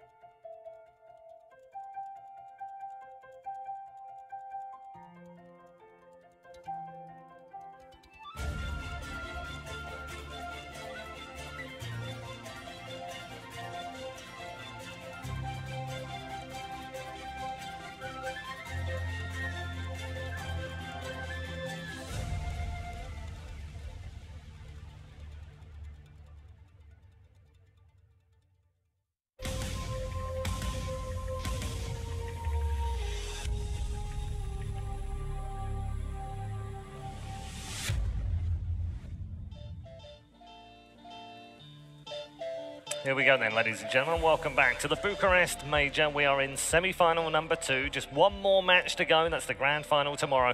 And still one question remains. Who plays Vici J Thunder, who made their way through past Newbie earlier today? Is it going to be Virtus Pro in 2, or can Team Liquid find some fight and come back into this second semi-final? They're going to need some inspiration from their many top-quality players. Let's find out whether we can get some inspirational stuff from our panel members. Did you learn anything from Team Liquid in that motivational DVD? I learned that players are more willing to do content these days. Go back 2 years, none of those players would have done that, guaranteed. You know what it is? Kudos to them. It's the Slacks effect. It is the Slacks right? effect. Yeah. Once you as a player or just a person in general, you see successful content, you think to yourself, that'd be kind of fun. I want to be able to do that. But when Slacks, it's the people who were willing to take the jump the first time Slacks comes around. Where he's like, hey guys, you want to do my little skit? And everybody's like, oh God, that sounds so cringy. That sounds like the worst thing you could possibly do. And it actually ends up being hilarious. But cringy. It's all, and cringy, but it's the players who took that first step when Slacks first came on the scene. So. Those first explorers, we salute them. Yes, I agree. Yeah, I thought when you said it was the Slacks effect, I thought you meant like, he has this overpowering way of, overpowering them to do whatever he wants to do. That could be that too. Is also true. I feel like it's almost the opposite. The players have control over him. He just doesn't realize it. Just think about next it for a level. bit. It It is kind of next totally level. next level. I know. Liquid have got a lot of work to do in this game. A lot of work. Can you see them coming back into this? Because as you rightly pointed out before we started this series, they haven't been playing at the level Liquid play. They're still good, they're still great players, but just haven't been playing at quite that top level that we've seen in the past. I mean, of course it's possible. We just talked about anything's possible, You can replace a member of your team and immediately win a major, and then perhaps going for a back-to-back for Virtus Pro. We'll see, but yeah, you're right. They do have their work cut out for them, and I think a lot of it will start with the draft, obviously, as it always does with Dota. But again, I don't even think the draft is necessarily the issue. I mean, Invoker just, as much as I want it to be good, it just has not been good recently. Or by recently, I mean the last 6 months. I thought you were going to say the last 6 years. So it's like, whoa, hold on a minute. Only. It was good 4 years ago. But that's the thing about Invoker, though. It doesn't matter how bad. He's always a very entertaining hero to watch, right? Yeah, a bit like Storm. It's almost every single one of those later game carries that aren't regularly picked up. I think of you, OD is really the only hero that I'm kind of acceptable of right now. That is kind of regularly picked up, is more of a late game hero. Terrorblade is another one. And again, it's because they're impactful early. Sneak through the little Matumba's bands. If we're going to lose this game, I'm going to do the most damage. I don't care. I want those stats, I'm going to be the most obnoxious. I want those hero fantasy in the game. points. Very important. They've got both of they've got the percentage-based damage and that really obnoxious damage over time. That's true. So that this is the old. This is one hell of an opening. That is the old combo. Yeah. That is disgusting, actually. Yeah, that is super. You just need Zeus just to finish them off, just in case they don't die to the poison. Right? True. When you're hit by this combination and you might even kill somebody, but you're walking away from that fight and you're watching your HP tick down. You're like, no, please no. And you're trying to do the math in your head. What's 11% of my HP? Oh God, I'm getting closer. Am I gonna die? And inevitably you do, because this combination is just far too strong. Virtus Pro, though, I think this is going to be one of those games where you just need to run through heroes. You need to make sure that when you jump on the Venomancer, he absolutely dies. You don't allow the Ancient Apparition to be able to set up on you and get those good ice blasts. So I want to see some good old-fashioned VP aggression, run and shoot. It's good old-fashioned CIS aggression. They're going to go with the Sanking and the Disruptor again. Not uncommon. Neither team picked Tiny again. Oh, he got banned, He got banned, yeah. That was Early the change ban. up from Virtus Pro this time. That's what let the Venom through. Neither team picked up Naga Siren. That's true. Naga's there. Does it get banned in this second phase? Well, you would imagine, but you never know. Nor Death Prophet, though hard to fit in for VP's second pick after the Ancient Apparition is already there. Now, I don't know if they actually run this that often with this combination, but I'm just thinking, when I see AA Venom, I think, how can this be any worse in terms of playing against these heroes, right? I think Tinker being added to that would... With his rocket spam I'm just trying to think of what tilts the enemy the most, right? Tinker's got to be towards the top of the list. You're hit by all of that, and the Spectre comes in to finish up all those heroes. Of course, She jumps to one, wacha, he's dead. Jump to the other one. What they do run alongside sometimes is the Inch. Enchantress is one of the most tilting heroes to play against, actually, especially in a 1v1. You just don't win. Everybody loses. And we were talking about how the matchup against DK, but last time we already had kind of our offlaners. It's still open. Both the offlane positions are still kind of there because VP can run that Sand King in either the 3 or 4 position. But DK will be banned down this time around. Maybe it'll be picked versus the Terrorblade. Liquid have done that before. If VP get their hands on it. And apparently Liquid are going to leave it out there in the pool. Well, I'm looking for a Juggernaut this game. I'm having a little feeling on the old Jug. You know, funny you say that. I was with you on that. I actually think VP Juggernaut would not be so bad. The Healing Word effect against Ice Blast, okay, you're not going to be able to have fun with that. But I like the direct single target damage that you'd be able to employ that's kind of uninterruptible. You know, just get on top of that Venomancer and, you know, tear him apart with the Omni Slash. You know how good it feels to get Galed and then spin, and it actually works as a Dispel now against? Oh, and look at that. Virtus Pro actually are the ones who banned Juggernaut away from Team Liquid. Okay. I don't want to say this too loudly. Yes. But Whisper. There is a particularly horrible hero that Liquid like to run with the Veno just to make it even more obnoxious. Who's had spiders? Is it Broodmother? Oh, against Sand King? I don't know. I knew the moment you were talking obnoxious here, I was like, oh, Broodmother. Yes. Like, let's say, for instance, they pick Brood here, right? Let's just say. You have a Sand King already. That should be enough, right? In lane against the Brood? Or is that not as potent anymore since they've upgraded the spiders? I actually have not seen that matchup yet. Against one hero? Brood. So against Sand King. Because again, like you pick a Brood in the old days, you pick a Sand King, you pick a Tide, something to that effect, and it just kind of nullifies the hero to a large degree. But I don't know about these days. I think it's better for, like, because of the mid matchup, it's better for heroes like where we saw the Omni Knight, who has a big nuke that definitely kills the spiders in part because of that big pure. Naga Siren, so we're going to see the VP Pasha Naga Siren. I was a big fan of it last time around. I thought it was really smart, especially against the Lifestealer.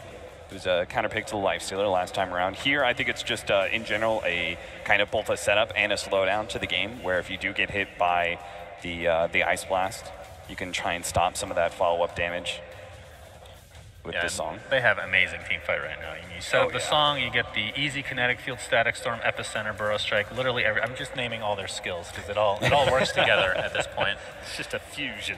Plus Meteor Hammer, of course. And Earth Spirit and Ancient Apparition are not heroes. They like to maintain a certain distance on their enemy and then go in on their own terms. They do not like being surrounded by these heroes, and neither does Venomancer, honestly, because he could just get focused down here, imagine a sleep, into Disruptor, Static Storm. There's not a whole lot you can do about that combination. They're actually going to pick the Tidehunter into it.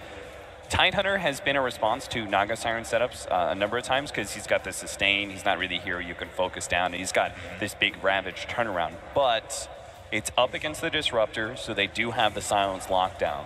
Not 100% sold on this pick just yet. Yeah. Kraken Shell, unfortunately, will not take that off. I mean, it is AoE Doom if you get Ags and all that good stuff, right? So, and we'll see. And the Luna in place of the Gyrocopter. Okay. I mean, I think that was perfect because I was thinking, okay, Gyrocopter is gone. You want to be able to have another hero that's well set up by the team fight aspect of the Naga Siren, but you also want a hero that's going to be able to outscale what is currently set up from Team Liquid, which is just kind of a Venomancer core and a Tidehunter. I think you can still beat that. An early BKB hero is going to be fantastic as well with all this magic damage and the AoE disable of Ravage. Ignore all of it so far. And right now, Liquid, their lineup does not go very late right now at all, especially against what VP have to offer. I mean, Luna, one of the best. Naga can transition into a core or into position 1 in a lot of cases, even as the off lane. So is there anything they can pick up for Liquid that actually... Medusa? That's pretty late game. I mean, do they want to just end the game early, possibly, with some hero pick? Well, I think if you're Virtus Pro, you're going to ban the Terrorblade. Because the Terrorblade versus Luna matchup is really unfortunate with Reflection. Yeah, that's very annoying. I think, but we'll see. They do need some physical damage, though, for sure. Simply because I think they're a little bit too focused on magic damage so far with their first 3 picks. I mean, even VP right now, that's quite heavy magic damage as well. They have some physical DPS in the late game with Luna, but still, mostly magically heroes for both teams. Yeah, I feel a little bit better about theirs simply because we do have this reliable physical damage later on in the game with the Luna. They're going to take away a puck, another initiator, thrown out of the pool. 10 seconds remaining. I don't know what wraps this up for Liquid, though. We need a miracle hero 5 seconds remaining. that will help them transition to the late game somehow. Virtus Pro's turn to And they do ban the TB, as you said. How about a Timber? Timber against Ensnare and Disruptor. Horrible, actually. I mean, as much as I want to see a Timber, it's one of my favorite heroes to watch, for sure. Don't think this will be... don't think it'll work out for them. It's a tough ask, isn't it, Kat? It's hard to fit in, but maybe Lifestealer? That was banned. Oh. Yeah, it was banned. Oh, yeah, Liquid took that out earlier. Yeah, I was saying for VP, it's weird to fit in, but the magic immunity, I think you want kind of a durable hero that gets on top of these and can sort of lock himself on there. That's why I was a fan of the Juggernaut as well. Which they banned. Maybe the DK's out. Team Liquid's turn to pick. Queen of Pain. My goodness. All right. Let's see then. Where does Liquid go? Yeah, you More get those. Obnoxious. We might see a lot of denies this game. I think that's 2 out of the 3 heroes that have deniable spells, if I'm not mistaken. Shadow Strike and Venomous Gale. Very important stuff. 5 seconds remaining. It's all the little things. They all add up. How's, I don't know. I'm trying to think of a hard carry, like Void or something. I don't know how good that is this game. It doesn't really feel very miracly either. Miracly? He's played a lot of PL recently. Yeah, Phantom Lancer against the AoEs, not so good. There's so much AoE control. Pugna could be okay. Here for him. So what is he going to pull out? He's going to pull out the PL. I don't like this lineup. I don't like it either. Okay. That means they're going to win, pretty sure. Yeah, pretty sure that is exactly what's going to happen. Yeah.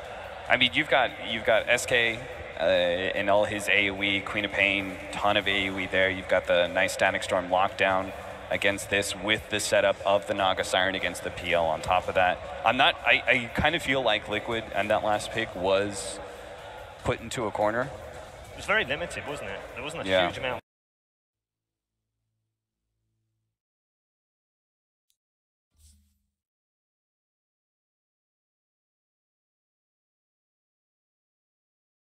Virtus Pro's turn to pick. For VP, it's weird to fit in, but the magic meter, I think you want kind of a durable hero that gets on top of these and can sort of lock himself on there. That's why I was a fan of the Juggernaut as well. Which they banned. Maybe the DK's out. Queen of Pain. My goodness. All right. Let's see then. Where does Liquid go? Yeah, you get those. Obnoxious. We might see a lot of denies this game. I think that's 2 out of the 3 heroes that have deniable spells, if I'm not mistaken. Shadow Strike and Venomous Gale. Very important stuff. 5 seconds remaining. The little things. How's, I don't know. I'm trying to think of a hard carry, like Void or something. I don't know how good that is this game. It doesn't really feel very miracly either. Miracly? He's played a lot of PL recently. Yeah, Phantom Lancer against the AoEs, not so good. There's so much AoE control. Pugna could be okay. Here for him. So what is he going to pull out? He's going to pull out the PL. I don't like this lineup. I don't like it either. Okay. That means they're going to win, pretty sure. Yeah, pretty sure that is exactly what's going to happen. Yeah. I mean, you've got SK and all his AoE, Queen of Pain, ton of AoE there. You've got the nice Static Storm lockdown against this with the setup of the Naga Siren against the PL on top of that. I kind of feel like Liquid and that last pick was put into a corner. It was very limited, wasn't it? There wasn't a huge amount left out there. So go for comfort, I guess. All right, where are we going with predictions? I'm going VP. I really like their lineup. I've liked it from the first 3 pickups. Only thing I really like about Liquid is the fact they have got Matumba Man Venomancer, so VP. That's never a good thing. Just be happy with that. Damage in this game. Yeah, I mean, Shannon, where you going? As much as I like PL nowadays, because he does scale a lot better, especially since he's got that level 25 talent, although Miracle did not pick that up in the last time he played it, I do think VP's lineup is way better right now. Okay, let me just double check this. You both went for Liquid game 1, right? Yes, so it's going to game 3. Listen, we're just setting up the whole 1-1 situation. Game 3, let's go. Totally on board with that. I'm sure everyone here is on board with that, unless they're a Virtus Pro fan, which I know there are a lot of you here for as well. Now, can Virtus Pro make it to the grand final in double quick time, or can Liquid peg them back to 1-1? Let's rejoin our comment. One and Pern. I sit here as a biased commentator, hoping that once again the panel is incorrect. I want a game 3, Kevin. And right now, looking at the draft, it doesn't look that strong to see a game 3. Both the panelists, they went for Virtus Pro, and we're having concerns about the laning phase. Yeah, I can definitely see where everybody's coming from there. But oftentimes what Liquid does is things that confuse me that ultimately work out really well in the end. Just because the overall synergy between VP's drafts don't necessarily look good. Liquid is always looking for a way to provide a solution against that. And maybe strong lanes is one way. Because VP has picked some heroes that are slightly weird in this draft. The Queen of Pain has been occasionally used, but isn't seen as the best core right now. And while Luna's had a lot of success in the last 2 days on stage, she was barely touched in the group stage. So maybe there's some solution against this that that Liquid is looking at. Like, for example, lots of PL illusions is going to eat up things like glaives in team fights. Yeah. VP has a lot of stun and things like that, but maybe if the PL gets to a good position, or maybe if Liquid starts a good fight with AI Splash Ravage, it'll just be one of those annoying heroes dead anyways, and they can play through it. So lanes are obviously a huge impact. In the previous game, Liquid had a tough time in their lanes. Maybe they can turn it around for game 2. I'm interested to see if they are capable of doing that, because really when you look at these lanings, like, we're not even going to know exactly what the lane's going to be yet. Both teams are 5-men smoked up, and they're putting aggressive vision into the opposition's jungle. So far we haven't seen GH drop his ward just yet. VP only committed a sentry ward onto that bottom lane. I'm not even certain that actually blocked the camp. It's like right on the edge with the animation. It'll be in for sure.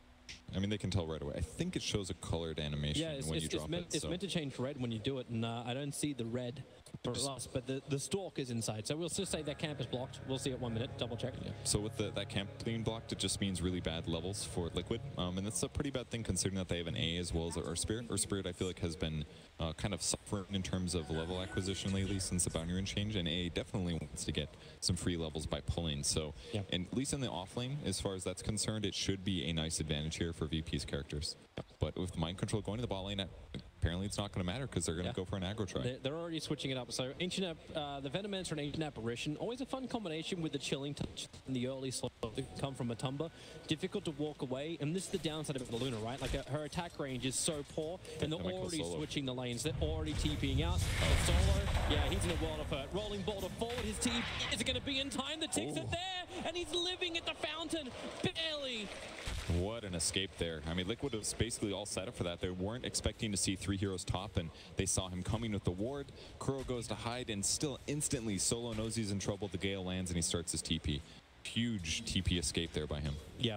That really shows the weakness in this offlane, the fact that there is no stuns until GH can get a couple more levels. But then Liquid, they move their heroes around once more, so Titan doesn't want to be on the bottom lane by himself up against the Luna, hence he's so protected in the trees. But Miracle can have a good fun time at mid. He's going to actually level up the Phantom Rush, going in on no one with GH2. Trying to force some kind of reaction, and they get it. Solo moves to mid lane. That's another really cool thing about them putting the PL mid that they've anticipated. Wow, that was the best doppelganger, dude. 2 wasted spells. As soon as the dagger lands, as soon as Thunderstrike is cast, he can just use doppelganger. It dispels himself, no damage. So not only does PL fit well in the matchups, but in the lanes, it's definitely the right thing to grab. He can still be right-clicked off. But in terms of dispelling spells, he's in a good spot. Unless they cast twice in a row while dispel's on cooldown. On bottom lane, Roger's a little bit too deep. He has Ensnare as well as Riptide, but this won't help. Rolling boulder well off the mark from GH as Roger ran down south. The only way to escape, but Healing Touch slow. Naga still on a long way, but they don't actually have the follow-up. Roger's going to salve and retreat. Mr. Rolling Boulder caused them to lose that kill. Maybe if Tide had Gush, definitely a kill, but picks up level 2, grabs Anchor Smash, and now he's And now a second missed kill for Liquid, and another 30 seconds until they get Chilling Touch again. So AA is certainly having a bad time. He does have a sentry though, so if he places his sentry correctly, he can get a D-ward, but just past the 2-minute mark, there's very little that Kuro is going to be able to accomplish in these first 3 minutes. Yeah, but he'll accept that. He knows the lane phase is still going to be better. Mind control up against Ramses. We talked about like that range battle for the Luna. It's terrible for her, but it's great for mind control, and then Naga couldn't really do much more apart from burn a lot of life, a lot of damage onto herself. And Matama can just sit up on this top lane. Pasha can just invis most definitely, so we can see that 1k strat come out, but instead he's just holding the point, so he's actually no, he's just put the second point up into Burrow Strike. So ready to be aggressive if the impulse does come for it. I think Matoma Man will be fine here, as he up points and Poison Sting. Just very easy for him to harass his opponent. Gank's going to be coming in mid, or at least some pressure on Miracle here. Are they waiting for it? Miracle's going to doppelganger off at least the Thunder Strike. Won't be able to doppelganger the next part. Roger, here's your glimpse back. They have Riptide as well as Ensnare. Lock down Miracle. All they try to do is bait out that doppelganger. Now Miracle needs more life, but he won't have it. No one spilling first blood onto Miracle. Support just not fast enough or effective enough from Team Liquid. Kind of a big mistake from Miracle there. That as he used doppelganger, but they're going to try to harass no one at least here. Yep. But he needed to either not use doppelganger so early, or he needed to just walk away as soon as he doppelganger. But he kind of chased after Solo to go for a right click, and as soon as the dagger landed, he was in a lot of trouble. Now they look to go to a Solo. Is back once more. The Ensnare is on GH. They change the target. The rolling boulder blocked by Roger. Liquid trying to help out their mid lane with PL, but it's just escalating the issue as this has turned into a tri-lane for Virtus Pro in mid lane. And BP is just executing it perfectly. They know what Liquid is, how they're going to react, and they're just showing up at the perfect times to punish those errors when Miracle does do things like use doppelganger. Like VP is just doing this lane harass so well. It's amazing that in games like this with some of the best, with probably the best players in the world, that they can still play. The sacrifice is still coming on their side lanes. Luna at 11 CS. Back to the 21-2 of mind control. And then up on top, Sand King. He's still getting a decent amount. 15-3 against the 19-5 of Animancer. But obviously, the fearful thing is Matamaman's levels. Doesn't have to worry about Gale for a bit at least. Yeah, it's the Gale was well on target, rolling ball to bottom range. They keep him in position to the cold feet. It should trigger. So Kura gets the kill, Roger and Solo. They have glimpse of battle, so we'll get revenge. GH just cannot get away from the tower. They might chase this. Yeah, they got glimpse. Yeah, mind control knows he has to get aggressive. Yeah, she got the 8 smash off Roger. The cold feet tick. Kura gets the double kill. Oh, the attack from Solo. No, the salve. Kura still doesn't have enough life to survive. Ramses will rejoin the fight. There's mind control into the trees. Burns off the mango. Looking for a kill on the Solo. Support is there. It's going to be GH. Both put on different targets right now, but that kick from Ram from GH. It goes through Roger as well as Solo. But it wasn't enough of a delay. Kura will pick up Solo on the sides. He's now rotated into that AA. GH needs more space. Rolling Boulder is back off cooldown. And Roger, well, he needs to play the Fog of War, or else Roger's just going to body block it out. Kura trying to keep Ramses at bay, but now it turns into a fight for Kura. Now, Tidehunter returns to the fight. Ramses' cold feet won't trigger, but Roger's in deep. No more man to work with. So all they got to do is keep the chase up. Chilling. Oh, wait, no, Ramses? He turned around, one charge, had the mana for the Lucent Beam. Kuro thought he had a fight. He had Chilling Touch as well as the Ice Vortex for help about mind control. He just didn't feel super confident about any of those kills. He was scared to commit to it, and VP again just outplaying their opponents here. Getting these little edges, but Liquid is on the board and their net worth is sitting very good, and that's mostly because Matoma Man has had a super easy game right-clicking creeps on the top lane. So while the lane rotations from the supports are not going Liquid's way, their gold on paper is good, and that just means their cores will have to transition later into pulling more weight in these fights. And he finally hit that Gale up on top. That's why the SK all the way home. 3 points up in Sting, easy harassment. Bottom lane, however, Virtus Pro, we're going to go again.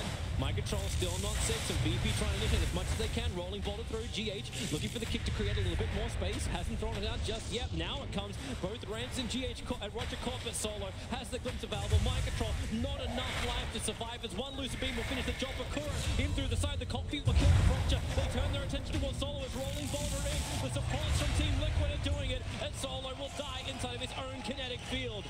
Great rotation there, but it all starts off with the Tide anchor smashing as many heroes as possible. It limits VP's damage, and finally they're not able to outplay their opponents with raw damage. So great rotations from the supports on Liquid side, and they're able to catch up, and the game is very equal right now. Roger's moved off lane. He's headed up towards the top. And secure the bounty runes if they actually existed. That one isn't one on the dire side. Luna's also coming top. So it looks like VP do not want to keep that engagement going. Understandable when you got a 13-2 CS Luna. She's got 3 kills, but this may make it 4. Matubman needs some distance. There's one chance to get that lucid beam back off cooldown. Rolling ball to GH needed to get the kick a little bit earlier than that. And now he's stranded, ensnared up right under Dota Pro. 2 heroes lost on the top or bottom lane. Ravage burns. They're trying to kill off Kuro and Mind Control. Combo together to make it so. Cooldown expensive, but absolutely worth it to get the kill, because it's so early in the game that by the time the next teamfight rotation comes up, Ravage is off cooldown. And twice now I've seen Ramses barely get kills on heroes right before their raindrop comes back up. Liquid, just little fractions of seconds where they don't get the raindrop damage block and they end up going down. So still very close moments here, whether they get the kills or not. I think on bottom lane, yeah, they're waiting for that Burrow Strike. There's no Sandstorm available for Pasha, so Ice Vortex into the cold feet. Pasha will have this click on him, and all Mind Control needs to do is just hit him once more, but no, the one shot give him alive with a Sonic Wave! No one! TP is in and cleans up the Liquid. A solid rotation there. Ran out of damage, and it looked like a great kill opportunity. Sand King ends up staying alive with the Wand. Wand is like the hero of this game so far, I'm pretty sure. They're trying to tick down Ramses a little bit on top. This will be a little bit easier, Roger. I mean, you can Riptide all you want. They're still rolling bolted. There's still kick available. And with the Poison Stick damage, Roger can't walk away from this fight. It's just too difficult. Down to 12 HP, and the thing will finish the job. Matubman claiming that one. It's a Bounty Rune Thief at least before he dies. Luna's just dying to Poison Sting right now randomly. Must have been a ward or something. This is what Matubman's been doing. We were kind of gossiping about this at the very beginning of the draft. It's like, yeah, Venomancer, he can go anywhere. Matubman just gets 4 points and Sting and wins the lane. The Plague Ward levels come later, but it's just this pure lane harassment. And even to kill him, it's so dangerous because you're going to be slowed for a long time as you retreat, but this is one way to do it. Yep. Big committal with the smoke from the tri-lane. He just point up into Plague Ward, so no Nova to give a large amount of damage back. He can gale Sting a little bit, and with the Plague Wards down, he will still actually have a decent amount of tick. And the kick, oh, actually, Luna control for the clips. There's always that plan B, but the silence, Matubman sets his ground a little bit longer. Roger has Gale and Sting on top of him. He's dying. I think he wants to be denied. Where is this? Like, is he going to have a crack? Rolling boulder. Roger. He uses Mirror Image trying to dodge the damage. Ramp won't be so lucky. Team Liquid get both of them on top. A big streak to end as well. 5 times. The same thing we saw last time when Matubman played Venomancer. He gets killed in some of these ganks, but even without his ultimate, he just does so much damage. Power strike into every set of Mind Control. He gets the Anchor Smash off 2 seconds before Ravage comes back off cooldown. It wouldn't have helped him anyway. But networks across the board still looking very even. The cores on VP are stronger, but their supports are all the way at the very bottom. It's a double smoke gank from both VP and Liquid, and both the smokers will run into each other. GH seeing Solo and Roger, taking half a second to react, but gets the kick and the cold feet. They're hoping he picked up Solo, because he's the man that's going to glimpse him back into the fight. No one, dropping Sonic Wave, the 2 of them bring him back in, and that timing! That was just so perfectly executed. And instantly they smoke. I think that was even Envision here. Invis Rune is bottled, and they'll shift over. We'll see if Matubman will back up in time, but he's got a Hood of Defiance now, so it's even harder for him to get killed here. And there's a lot of magic damage coming from VP's side. If they don't overkill him with something like Eclipse, I just don't see Veno dying in these little 2 or 3 man skirmishes right now. He's not before backup. They wrap around. Ramses was Pasha, came in through the Radiant jungle. Mind Control. If he just burns his ultimate, it's going to help him. Well, not at all, because no one's coming to help him. They just accept the fact Eclipse is burned.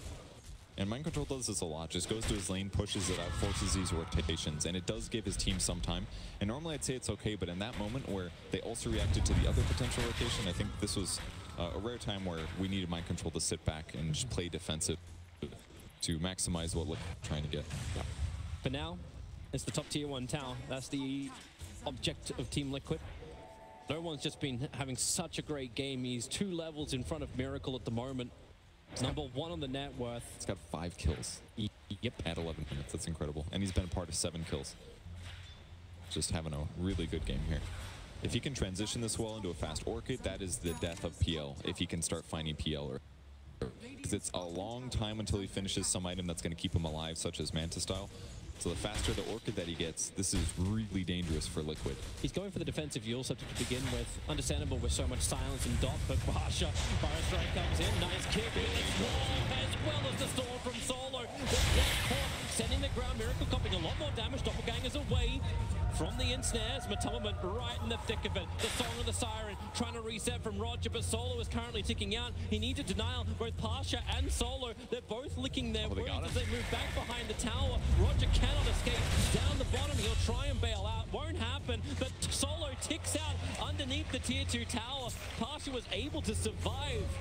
You really feel that damage output from the Venomancer, and it's going to get worse when the Veil of Discord gets completed. It's just working so well. Ice Blast almost catches Pasha here as Pearl's looking for that snag. He also misses no one. That would have been an amazing double kill. But either way, it's just so straightforward for Liquid to take team fights. Drop the ulti, attack each person once.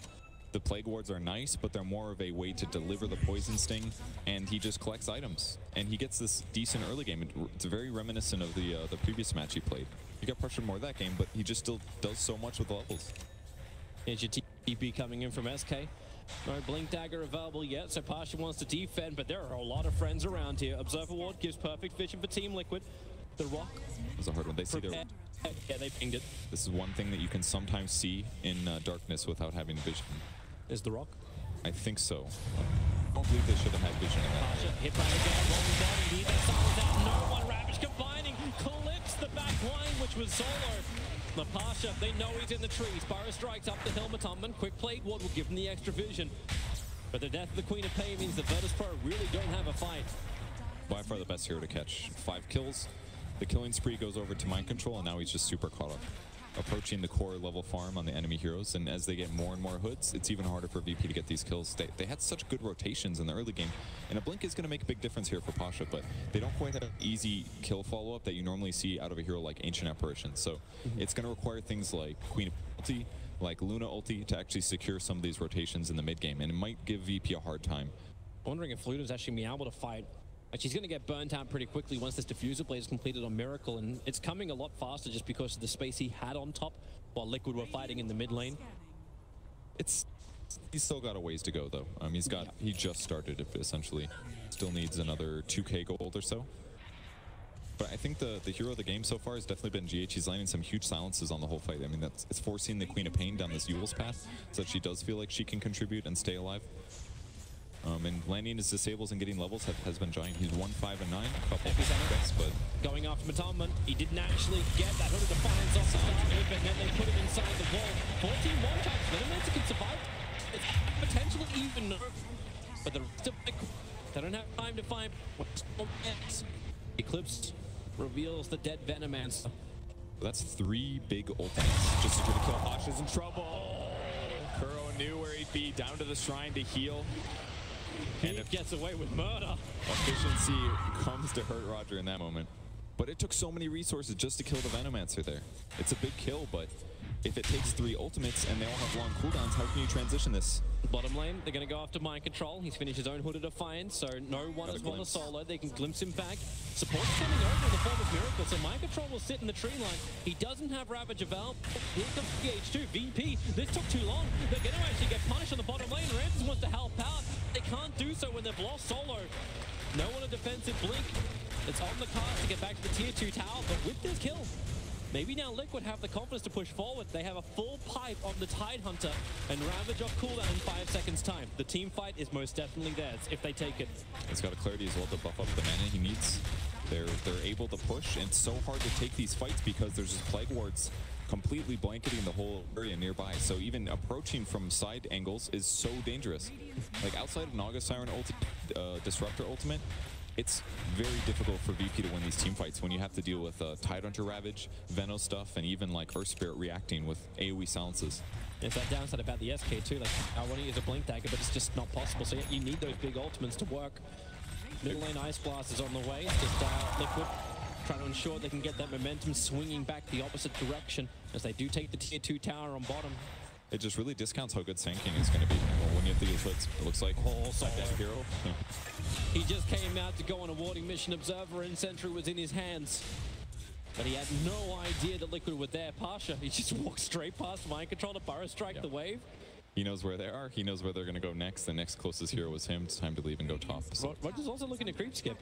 Like, he's just sitting between the towers. They're really trying to create some space for Ramses to come online. And it wouldn't be the first time we've seen a Luna behind and then just come back. We had it in the previous series.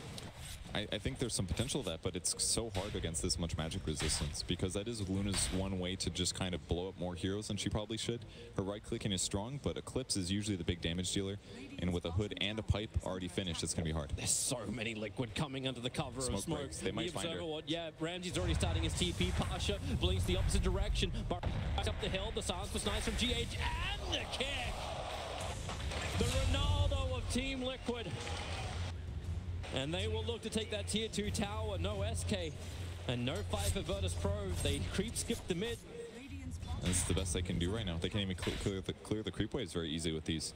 So Liquid just keeps continuing to group up as 5 and push down towers. And VPs, they can look at this, but they can't really take the fight. Split push the best they can do, but they're so worried right now because if they do get caught, no one can split push because he can Eul's himself and then blink out, but a lot of the other heroes on his team are super vulnerable to these kinds of counter ganks. So Liquid just gets to do what they want, which is pushing towers and accelerating into items that are going to make a difference. Yep, they'll have both Greaves as well as Pipe. They got 2 pipes now, actually. They actually, they're just going to like just stack them. Yeah. The active. Well, don't stack them, just chain them. The aura, I believe, does not stack, if I'm not mistaken, but yeah, you can recast the barrier now, as long as the first one is gone. So now Tide's just going to go for mech and pipe. I think this is a great idea, or mech and Greaves. It's a great idea just because they're already difficult to kill with the overwhelming magic damage from VP's side. They can just build against it, and if they can just keep their whole team alive, they should be able to easily overwhelm them in damage output. The only hero that's really kind of squishy is maybe AA, but he's queuing up a Glimmer Cape now, so as long as his positioning is good, it's going to be really hard for VP to get these hero pickoffs, which is basically what heroes like Queen of Pain, that's their strength. So it's a terrible position for VP at the moment. Yep. I'm actually wondering that if no one has to change his item build, because he is still looking to pick up that Orchid, but is it going to be too late to be effective? Do you just get Aghanim set? Do you try and slow down the push? Do you look for something else? It's kind of hard to say, I guess. Orchid would let him get solo pickoffs, but Liquid is not going to be moving solo at many stages of the game, and Orchid is also preventable by magic damage block, so GH doesn't find him. But he had no information to I mean, he's almost got his Blink Dagger. He'll be able to kill him next time. But Tumblr is farming an ancient stack of the Dire side underneath the Dire wall. He should still probably feel pretty safe. Unlike the Naga Siren, Roger has really been pushing the issue a little bit too much in mid, so trying to get out of this, but it won't happen. Mind Control gets the pickup, no one. Looking to jump onto Matoma. SK's coming over too. They need that blink into Boris. Work in middle, but Matoma both pipe and one. The Ice Blast, they got a departure. Chip, so and actually with the Sting, he's got Poison Nova and Poison Sting. Solo wants to deny him. He's looking for the right time, but it's so difficult when the Ice Blast is on him. GH, he'll get the kick, but getting glimpsed away. It's buying time for Kuro to move up with Mind Control. Solo starting his TP. You are not burning rapid for that. Let the kill go. The Ul Scepter looks so good, but the Shatter debuff still gets placed on him while he's in the air.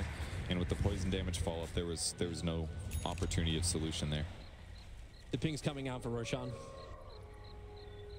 I mean, it's that control period. We're basically seeing a flip version of the game last game. I mean, VP's surprisingly got a lot of kills here, but does not feel like the game is within their control. But finally finding Veno when he was slow, that's a great grab.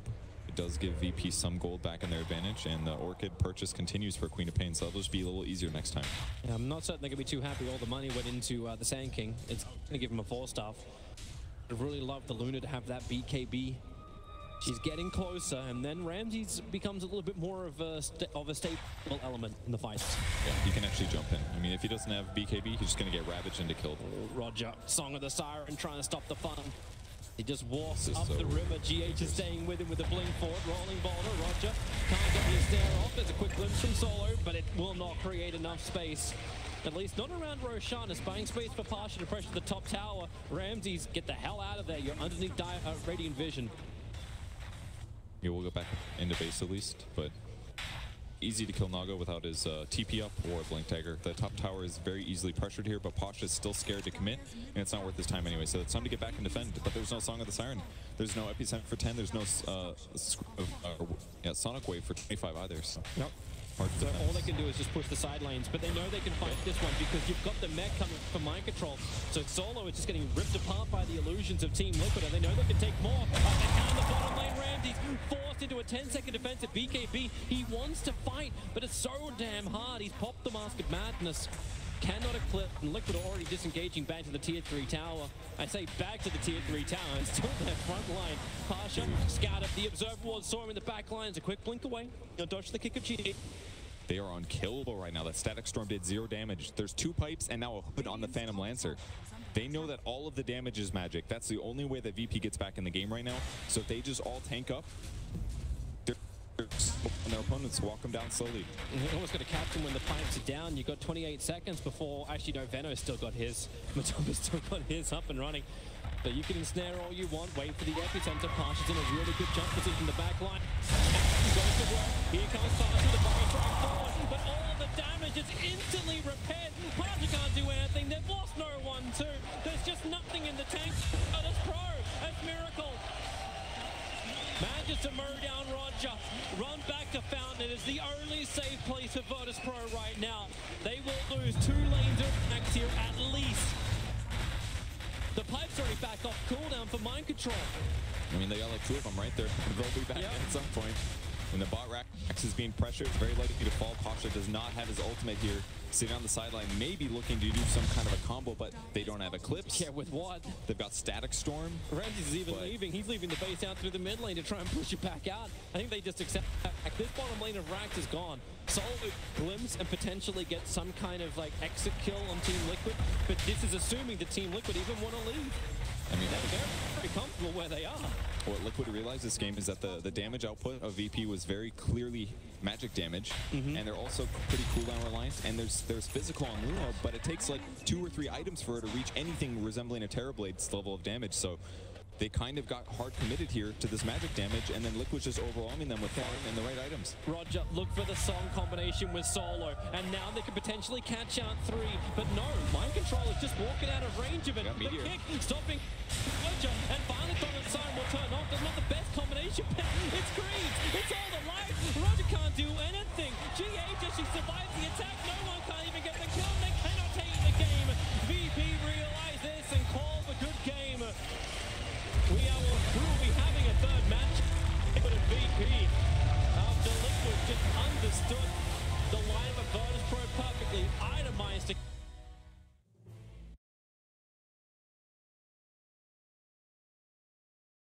And one of us is going to be right. All right. I like that. See, this is what we call the blitz split approach. Ah, okay. Yeah, There's a name for it. He does that a lot. Okay, Yeah, gotcha. just to make sure that there's no panel curse, because right now you both are cursed. You've gone for the wrong team in both games. Yeah, I mean, Jesus. But that shows just how tight these games are, right? Yeah. You look at the draft and you think, this doesn't look like it can work from Liquid. It looks a bit disjointed. They look like they're struggling to find a decent mid. And actually, when you watch the game, you're like, well, okay, that's kind of working. I underestimated how bad Queen of Pain is as a hero.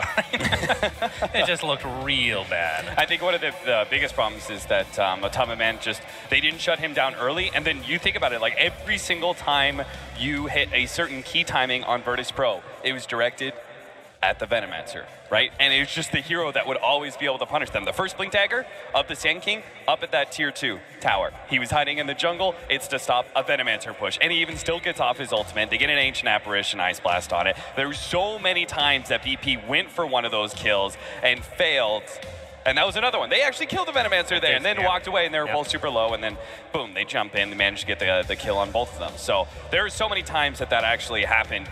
Virtus Pro, maybe if they were able to shut the Venomancer down a little bit earlier in the laning phase, and then as a result, they are able to burst down that hero when they go for it without him getting off his Poison Nova, but it just takes that little bit, and everything turns against you, and it just becomes a harder and harder game. I do love some of those reaction shots. Yeah, that was Pasha there, nice. he's just like literally, I had no idea that was I coming. got ice blasted. That's the ice blast face right there. It was, yeah, it was. Now, just to be clear here, Cap, I haven't really, kept up with things, but I'm 99.9% sure this is still the case, but I didn't see it the whole game for some reason. Gale is still deniable, right? That has not been. It's one of the 3 abilities, I believe. You got Doom, Gale, and Shadow Strike, 2 of which are in this game. We didn't see one deny. It's really difficult because the Ice Blast is on you as well, so you have to do that quick math where you're like, okay, what level is the Ice Blast? Figure out the percentage-wise, and then be able to get the hit while Poison Nova, while Gale is taking you, while Ice Blast is taking you. You have to figure all of that out and be able to hit him at the right time to bring him down below the threshold. That makes Ice Blast finally finish him off. Another reason so you get the making kill this bounce. sound far too complicated. It's got to be easier than that, surely. Definitely. But I think Veno AA worked, right? That's an old pub strategy. Yeah. Let's bring out some more pub strategy. We got like some more pub Sven Lina. That's an old classic, right? Yeah. Both terrible heroes right now. How about some Centaur Tusk? Okay, what? This is getting out of hand now, It's good. Let's check in with our scoreboard and look at some heroes Just that imagine. are popular in the game right now and do actually do some damage and do synergize well, it seems. Yes, indeed. Are we going to MVP yet, by the way? I'd like to give my MVP. Tell me if you guys agree. I think Kuroki is the MVP of this game. A lot of good Ice Blast, and the fact that he picked Venomancer for Matu. Do you think that's how it works? Yes. In there? No, it's for not. Sure. It's for not. Sure. Trust me. It's the most valuable player, not most valuable drafter. Well, he played. You're saying he didn't play well. You're trying to say, huh? No, you did have really good Ice Blast. You're absolutely correct. I would put it more on Matoma Man myself, just because I think that the way he has a knack for it, man. I don't know. Maybe it's something about his personality. Maybe he has this aura about him that says, "Come and kill me, boys." You know, he just always does this. He knows how to play aggressively in the right situations to be able to force the enemy team to go onto him. And Venomancer is probably one of the best heroes to be able to exploit this. A lot of that might be because of game 1. He was playing Lycan, just got dumpstered very early, couldn't do anything. He's like, just give me Veno. It doesn't matter what happens, I'm going to be useful. To Just if they go on me, I'll hit the R button. It'll be okay. So I think Matoma Man, we always praised him for his sacrificial carry to be able to create space for Miracle and for mind control. Here it's like, it's similar, but you're actually also a game winner when they go on you. You're not just saying, well, space created, you're saying, oh, team fight won. So one of you goes from Matoma Man, and the other one goes from Kuroki. So I think what we need is just pick somebody else. Drum roll, MVP, please. Pick anybody else. I can't keep the drum roll. Oh, I win. I win, Cap. How does it feel? Oh. Well, you were wrong again, so. Look That's right. That means I'm going to get the incorrect prediction coming up. That's good to know. Yeah, he was, I mean, it's hard to pick MVPs with teams like this anyway. We've talked about this many times, right? So. It's a token effort. We like to try and reward the players, but just show some love to one of them, as they're not just slightly above the rest of the team. That's I mean, I'm half Persian. Kuro's half Persian. I got to stick with my boys. I forgot to say I was biased, by the way. Easy peasy. All right. So answer Toby's question before we go to the break. What do they do about the Veno? Just ban it now? Yes. I think so, Is that the easiest thing to do? I think so. They banned it the first game. Look, the Venomancer was gone for a while, and whenever you bring back one of these heroes, I always feel like there's an adjustment where people kind of remember how to be able to play against this hero, and I think that both times we've seen the Venomancer against Evil Geniuses, and now here up against VP, I think we're stumbling over some of those blocks, where the Venomancer is looking probably better than he actually is. So I think for now, just ban it. Plus, he's a very skillful Veno player, right? Yeah. You can't forget that. Very, very skillful. I'm saying that as if it's sarcastic, but I'm being very serious. He's very good at Veno. He hits that R button real good. Real good. Serious question now before we go to the break. Have you got any musical tastes, Shannon? I'm not aware of what sort of music you follow. Anything in particular? I'm kind of old school. Okay, I like that. Is this an actual question? No, yeah, just a genuine.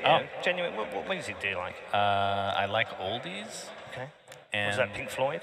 Yeah. Oldies as in actual oldies, like Beatles, Beach Wow, Boys, all right, stuff going all the way back to the 60s. And then like System of a Down, Metallica. That's a little bit more modern, love it. but still kind of old You and I are school. going to get on like a house on fire. Okay. You, on the other hand, what's your music taste? Sorry, Paul. I don't RTZ like stream? our Is that what you're trying to say? real music over there. He doesn't get real music. No, Shannon. I'm a big fan of Metallica and System of a Down, actually. My father was a big rockhead, so I actually grew up in that environment. I also like hip-hop, which I know is to you, but yeah, I'm okay with that. And talking of that, actually, we're headed to a break, and I don't know how to say this, but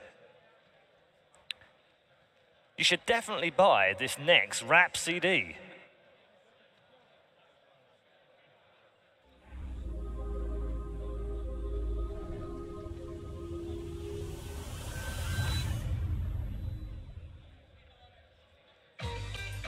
Dropping this August, the hottest track from the hottest team in Dota, Team Secret, straight from the DPC, featuring Young Dog, Fat A, MID1, Gucci Ace, and introducing Crack Zone, with songs such as Bitch Don't Kill My Time, Brood Gonna Love It, 99 Problems But We High Ain't One, I Don't Need No More Points, Team Liquid, your monitor, fight your monitor, check your monitor. And of course, Enigmas in Paris. Team Secret, straight from the DPC, dropping in August. Ready. Steady.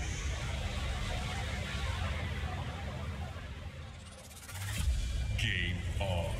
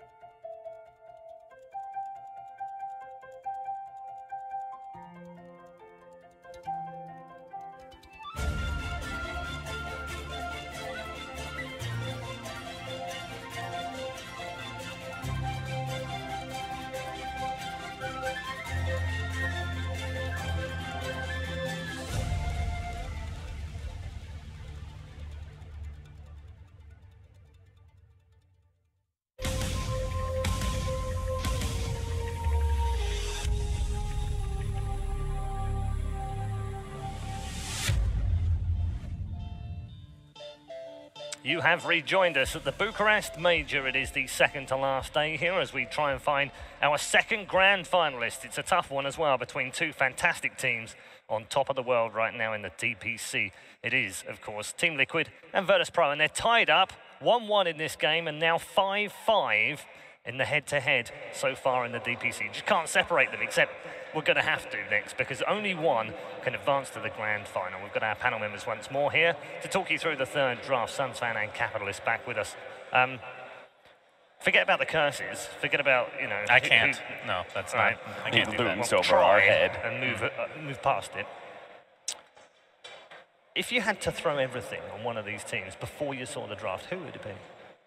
As in pick, yeah, I mean, they've been more solid. I think we talked about how good the Venomancer was last game, but how hard is it really to play, Cap? Let's be real. You know, once that's banned, which we assume it's going to be, I don't know. It could go either way, honestly. But yeah, VP, I feel more confident in overall. Okay. Have Liquid shown in that second game some of the qualities that we know they're capable? Oh yeah, absolutely. I think there's no doubt. Like for me, I just instantly jumped Virtus Pro, but I think the line between the two is very, very small. I think Team Liquid really solid play in that game 2. Yeah, I think this is going to be one hell of a game 3. Hopefully, we'll have an even game 3 because I felt like both nice, game 1 and 2 were pretty one-way. Shannon, I want to talk to you about the experience behind the team, because you've had some, you've owned a team, obviously. Oh, have I? They've been at TI. We haven't discussed that before. You've reminded me a couple of times over the last few days. But you've been behind stage when they go out and they're about to go out in a big game, you know, TI final or whatever. Yeah. Does anything really matter to them? Does anything faze them, in your opinion? Because I'm sort of thinking here, I'm sitting here thinking, I know GH is going to be going through his mind at some point. I really want to win a major, and we've got to win this next match. And is he thinking about that now? Does it ever cross his mind, do you think? So, and the same with Virtus Pro. They've got history to be made here to win 2 back-to-back majors. So I'll admit, my experience in this field is a little bit limited. A lot of it because the team that I was representing hadn't won jack shit at the time, right? Like, we're talking about VP and Liquid. They're very confident teams. They're very confident players. So I don't think they're going to have the same mentality that we had. Because I was scared. And like, your team went on this crazy run. You're like, I've never been in this position before. I don't understand I don't know how we're winning anymore. What does that mean? But did any of them show nerves in that respect of, you know, no. Christ, we're about to go Honestly, out no. They didn't show it. I mean, obviously everybody's going to be nervous to some degree, but and TI is just its own beast, of course. Sure. Yeah, there's some nerves to come in for sure. Especially, I think the biggest thing, if you've had like a bad game in the series or the game previous or something like that, that can kind of, you know, bother you mentally. That's something to definitely keep in mind. But I don't know if anybody really had a bad performance per se. You know, I mean, the co-op. I just feel like it's the hero. It's not the player, maybe. You can blame it on the game. Yeah, blame it on the game. Absolutely. We're well into this draft. They've been very speedy so far, and the Veno has got through. Okay. The opening. Are you surprised? Yes. Well, they got a Terrorblade in exchange. Yeah. So you get low with that. Maybe a little bit. That Poison Nova, you just swap HP, easy peasy. You know. Yep. I don't know. Veno is. I mean, we'll see what other. I mean, that can't just be it though. They have to have something else in mind for sure. Either that, or they are ridiculously stubborn, which Dota players are generally. So yeah. There are a number of captains who have been. I don't know if they're stubborn or not, but they refuse to think that they can't beat someone. Right. If they beat us with Veno, then we deserve to lose. If we know they're going to be picking it, you know, that's their mentality a lot of times, for sure. Like, this hero is garbage. There's no way it's good. And then the next week, they're picking it themselves every single time. We do see the Ench band this time around. It was one of the things that we were discussing last time around. They do like to combo that with both the Earth Spirit and with the Veno, so it would have been a really good pick this time around. And Liquid like it against the Terrorblade. Yeah. Able to shoop, grab one of those illusions. Also, it's another one of those classic, it's a ranged right clicker that you want to try and put some direct damage into. Well, what better hero than someone whose damage comes from distance? Just lays it all into one person. Can I make like a Hail Mary pick here? Yeah. Warlock? No, although Warlock is pretty crazy. When is the last time, this isn't actual, this is a more hypothetical question. When's the last time you guys remember, maybe it's even in this tournament, I just didn't 3 days ago. Necrophos. Oh, Necrophos. When has he been picked? We did see one in Genting, I think, from memory. But you're right, not I very much. would love to see a Necrophos this game. No, gross hero. That's precisely my point. The man wants to see an Alchemist game. I mean, does it surprise you he wants to see a Necro game? Oh, Alchemist, actually, you've reminded me. I do want to see that. That would be great. God. Okay, well, Oracle, this is going to be a hard Terrorblade to kill. I will say that. Gets low, False Promise, swap health, easy. Yeah, they're going to be able to protect it, though, with this Oracle pickup. You also have the magic immunity that Oracle gives you as well, just to be able to help buy time for this Terrorblade to successfully get off his ultimate. But Liquid are definitely double downing on making sure that they win these big team fights when Poison Nova and Golem are up. Very long cooldowns, but they match the Metamorphosis, so that's entirely okay. What do you think of PL again for Liquid? Yeah. I think it has big issues with the Terrorblade, though. Yeah? Can tell you, this is the first time ever they've run an Earth Spirit and a Warlock in the same game. You're talking about the reflection? Yeah, exactly. I'm much more a fan of certain heroes like OD, Tinker. Tinker was banned away by VP. You know another one who's, I think is actually kind of okay that we were talking about in the break, Paul. Your choice of the unplayed heroes, which is Sniper. Yeah. Oh. Sniper. Troll, I think, is also not terrible. I think Optic are kind of onto something with that pickup, though the hero is questionable. Offlane Tide, not terribly surprising. Again, versus the Terrorblade, the limitation on damage thanks to the Anchor Smash, as well as your nice AoE control. Death Prophet right back at you, gives you nice sustain against the damage over time that a lot of Liquid are employing here, and you've got a double push strat as well. And then the Oracle combos really well with the Death Prophet. You just can't kill this hero. You amplify the healing that she gets off of Spirit Siphon, and maybe the Exorcism Ghost if they come back during your False Promise. And one thing to note is both teams have ridiculously long ultimate cooldowns. You have Warlock, Tidehunter for Liquid, and then the other side, Death Prophet, Exorcism, and, well, Metamorphosis is basically the ultimate for TB. So a lot of these games come down to correct usage of those. If you can get a team to actually waste one of those, you can end up sneaking a Roche. That can end up just being the game like that. I'm personally not a huge fan of stacking those types of things on the same team, but, I mean, if both teams are going to have them, then whatever. But then again, one of them is on a core here, or on a position 1 for VP, as opposed to Liquid. It's just the offlane in one support. I like the Furion ban here. I think that would have been pretty adequate for Virtus Pro to be able to keep these side lanes pushed in. Their lane shove is okay when it comes to the Terrorblade illusions pushing out. Sand King's a great farmer in that regard. Oh, Morphling instead. Yeah, Morphling TB. So I'm kind of down with the OD here. You know what's surprising is actually gotten through this whole way, even though I don't think it's going to be picked, is Elder Titan. That's crazy, Yeah, probably actually. won't get picked now either. Both have their supports. They could always run the Sand King as their offlaner instead, but you're right. No, you have mega heal though. I mean, we talked about how good Oracle is with TB, but with Death Prophet as well, pretty disgusting. Yeah. Just Oracle, just feel ever since they changed the the turn speed improvement on top of what was the second change? Do you remember for Oracle in the latest patch? Something small, but it was in addition to the turn rate, and that just a change like that means this hero is going to be picked more often, which is good to see because he was completely forgotten about for the I longest have time. used it in the group stages against Optic in that first game, which they lost with. That was with that was a strange lineup as well. It was a Jug, Tiny, DK, Oracle, Chen. I mean, Oracle is one of those heroes that in the past just felt super underwhelming in a lot of lineups, but There's only a few players that seem to be able to make it work, wasn't there? yeah, I think it's good enough now that most teams are going to definitely try it at the very least. I seem to remember it having a run 6 months ago-ish. Start of the DPC. Yeah, I think that was either before or after the changes to his first ability, but Yeah, I think PGL opened Bucharest and Hamburg. It was run by Virtus Pro back then as well. I wonder how Brewmaster fares here for VP. Another really longer cooldown, but it's a team fight winner, and maybe it's one of those you could just throw the Veno up in the air and ignore him. Underlord, so giving yourself big sustain. I like Underlord. Does push the SK into the support role. Yeah, and you've got a nice pipe picker upper here. One of the big advantages Liquid had in that last game was the fact they had double piped heroes. Really negated a lot of that magic damage. They knew what they wanted. Oh! And what they wanted was my Huskar. lord. I was going to say, Huskar and Oracle's a thing, but I mean, technically Huskar Warlock, that's a lot of heal, and that is kind of an all-in play right there. That is ballsy. And the OD would have actually matched up against the Underlord, but Huskar matches up against him as well. When it comes to that laning phase, you have that really big advantageous 1v1. Hasn't been picked yet, but it has been banned once, so it didn't go on our picked and banned list. But it definitely comes off that list now. Has it swayed Oh, God. Oh, no. our analysts? Because this is the moment of truth, boys. This is your moment to shine.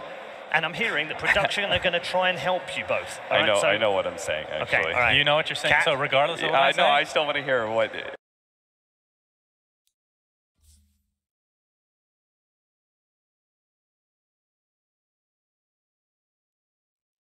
Virtus Pro's turn to pick. The lineups, but There's only a few players that seem to be able to make it work, wasn't there?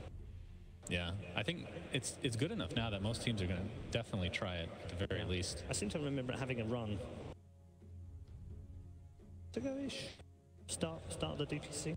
Yeah, I think that was either before or after the changes to his first ability. But yeah, I think PGL Open Bucharest and it was run by Virtus Pro back then as well. I wonder how Brewmaster fares here for VP. Another really longer cooldown, but it's a team fight winner, and maybe it's one of those you could just throw the Venom up in the air and ignore him. Underlord, so giving yourself big sustain. I like Underlord.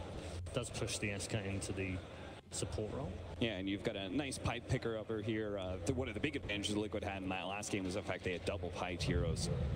Really negated a lot of that magic damage. They knew what they wanted. And what they wanted was my Lord. I was going to say, Huskar and Oracle's a thing, but technically Huskar Warlock, that's a lot of heal, and that is kind of an all-in play right there. That's ballsy. And the OD would have actually matched up against the Underlord, but Huskar matches up against him as well. When it comes to that laning phase, you have that really big advantageous 1v1. Hasn't been picked yet, but it has been banned once, so it didn't go on our picked and banned list. But it definitely comes off that list now. Has it swayed? Oh, God. Oh, no. Because this is the moment of truth, boys. This is your moment to shine. And I'm hearing that production are going to try and help you both. I know what I'm saying, actually. Okay, all right. You know what you're saying, so regardless of what I say? I still want to hear what... Okay, Shannon, go first. You know, I'm going to go with my gut, which is very hopeful in nature. I think VP actually has a better lineup, but I'm going to stick with VP. Okay. So you're going to go... Is that the same as you? Okay, so just let me be clear. I can change. Sunfan is going with Virtus Pro, okay? So can we get production to put these predictions up? So Sunfan goes with Virtus Pro. There we go. Thank you. I'm just production helping us. Just go along with it. I am going Virtus Pro. I don't care. I'm going to say Virtus Pro. Okay, all right. So as you can see on the screen, both of the analysts have gone for Virtus Pro. We're covering all bases here. We don't want to favour one team. We don't want to curse anyone. So ladies and gentlemen, here is game number 3 with Toby What a Purge. That whole panel is cursed, but we are blessed. Here for game 3, Liquid versus Virtus Pro. Let's just get into it. I want to stop this one, Kevin. We have ourselves a Huskar 5th pick. A Huskar 5th. It's a hero that we've been talking about every time that we see an Oracle picked or a Dazzle picked. We're always like, but what about the Huskar? It's been just long enough that I think everyone's ready to see it once again. It's on the other side, though. Oracle's on the other side. I mean, their obvious tell was not there, right? I mean, what's the difference between an Oracle and a Warlock? Is there that much? There's just a little bit. Yeah, just a couple. Heals is all that matters, right? And a lot of damage, and a lot of damage that isn't really countered by Underlord. And so I think the Huskar can definitely work well. It's just a hero that can be controlled, and I think against Terrorblade, it's also kind of scary because TB does so much physical damage, and that's generally the solution against Huskar. It's kind of funny though too, because I was kind of making a bit of a joke about it. So Terrorblade does a lot of physical damage, but Huskar almost kind of like when he's taking magical, he wants you to almost stun him because his Berserker's Blood's going to kick in at that point. So Miracle normally runs low anyway. So while Rams might get a safety thing, GH, we get ourselves a Thief in the night. And now he gets dodge for 10 seconds. He's got 4 seconds till TP. It's true. Unless Roger can catch him. Yeah, they're going straight for him. He'll just run all the way back. Where do you want to hide? Actually, he's clearing up. I guess he's in this for the long run, guys. He's here for the courier snipe is what he's here for. It'll take some time. He'll roll back home eventually. Be fine. So it's a safe lane Underlord. That's going to be versus Warlock Huskar. Not surprising at all. Very good dual lane. In some ways a lot better than Oracle in the laning stage. Just because he'll be able to output a lot more heat towards Huskar. And he's just going to constantly put spears on Underlord and some Shadow Word too. Yep. Keep Parcher as low as you possibly can. Then the middle lane becomes one of these contagious lanes too. But Tummerman, as we mentioned in game 2, he goes high points up in Poison Sting. There's going to be a lot of harassment into the Death Prophet. I don't even know exactly how Death Prophet's meant to engage, because if you get level 2, which you're about to on the Tummerman, GH, wide ball. Misread it. I think no one kind of baited him there. He looked like he was going to run back to safety, then he jukes him, and as soon as you dodge the rolling boulder, you're pretty much fine. I think it is interesting that they went for Oracle on VP's side, though. Oh, there's your Gale, GH. This time, rolling boulder. This time he'll connect on no one. Will body block him. No one's so slow. But Norman with that sting, Spirit Siphon is making GH walk away. But Siphon's being burned and no one ticking down. But a lot of consumables already. Yeah, it gets quite a bit of the health left. Good float, but not very damaged, surprisingly, in that trade. But I think the Oracle was grabbed as a solution possibly against the Venomancer damage. I mean, there's so many fights in the early mid game where they'd get Veno low, they would secure kill or almost secure kill, and then people would just take out the poison damage. But now with Oracle, at least, they can drop Fate's Edict on whoever's taking the magic damage and just keep them alive in these crucial moments. And I think it'll make a big difference in how farmed Veno is, since he just outputs so much magic damage. Roger's on the run from Kuro. Warlock is currently soloing up a Sand King. We'll have a little bit of extra help come in, which is the courier with items. Miracle is crushing this top. And in fact, the CS is just so good from both of these cores. The 9-8 on Ramses and then the 8-8 over on Miracle. They're really controlling up the lanes hard. So Tide and Underlord are getting almost nothing. And back on the safe lane, Tidehunters got quite a few mangoes, a lot of regen. Oracle naturally can't do very much. I mean, a fourth of his damage is just blocked right off the bat from Kraken Shell, so they'll be fine in his lane most likely. Well, they're rolling bouldering again onto that mid lane. Gale's already being committed. It is that level 2, and using the illusion, Mattelman it's a little bit longer to attack into no one. Gale and Poison Sting will not kill him. Just drop him low and then the salve once more. Courier's been working overtime in the mid lane. He gales it, yep. Saw that coming. Walked way too close to the Veno there, and that's going to be able to break the salve. So now Death Prophet's he loses at least like 200 or 300 HP with that Gale. He's spending so much money on consumables. Solo's burning a lot of life, harassing Mind Control out. Anchor Smash is back off cooldown, but Mind Control's not having any friends come to help him at all. I mean, Liquid tried to tell us at TI that Veno is OP, but I think they're making the case again here. It's winning matchups. Oh, there's the Gale again. Yeah, rolling Boulder in. There should be first blood. No one underneath his own tower. Being brought down. Roger would have been there to help, but he was too busy moving up to the top lane to try and help Pasha, because Miracle and Kuro have been adding so much pressure to this Underlord that VP are just being forced into this 2-1-2 kind of split. Yeah, those pictures kind of ruined everything for VP. They thought that they had and all of the heroes that win these 1v1 matchups kind of thing, but apparently not. Veno is still extremely strong at trading, and playing against a Huskar is a dangerous situation for a hero like Underlord. Underlord's actually out consumables now. Level 2 Shadow Words continue to be burned by Kuro into Pasha, and it's not a healthy position for this Underlord to be in. There's only one courier. You can't bring out more consumables. Roger looking for a fire strike into mid. As Mattelman held in position, they will find this kill. TP in from Kuro. That level 2 Shadow Word looking for a target. Cuts through the tree line to put it on to Roger, but a Spirit Siphon from no one. Rolling. GH will come in for the double kick. He'll get a revenge kill. Onto the SK, not quite certain that Courier wants to be there. Is waiting for the Venomancer to arrive as GH only can't really help out. This is just Solo going to walk away from him. He could just teleport, but I don't think he feels threatened at all. Nobody else is going to follow him this far, so they're just going to they bring friends. Roger's coming in, falling Boulder in from GH. He'll steal the bounty ring, but Roger looking for the revenge. He's only got a level 1 Virus Strike. He has to be slowed down with Ramses moving off the bottom lane. They'll pick up the Earth Spirit, a kick away. GH, all he does is waste time before his own death. Really good rotation there from VP to read exactly what he was going to try to do, and with Terrible Age shifting over, super solid kill.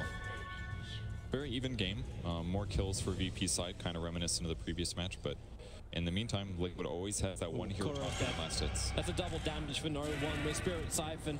Shadow Word, restoration on Kuro, the miss! It's going to be there.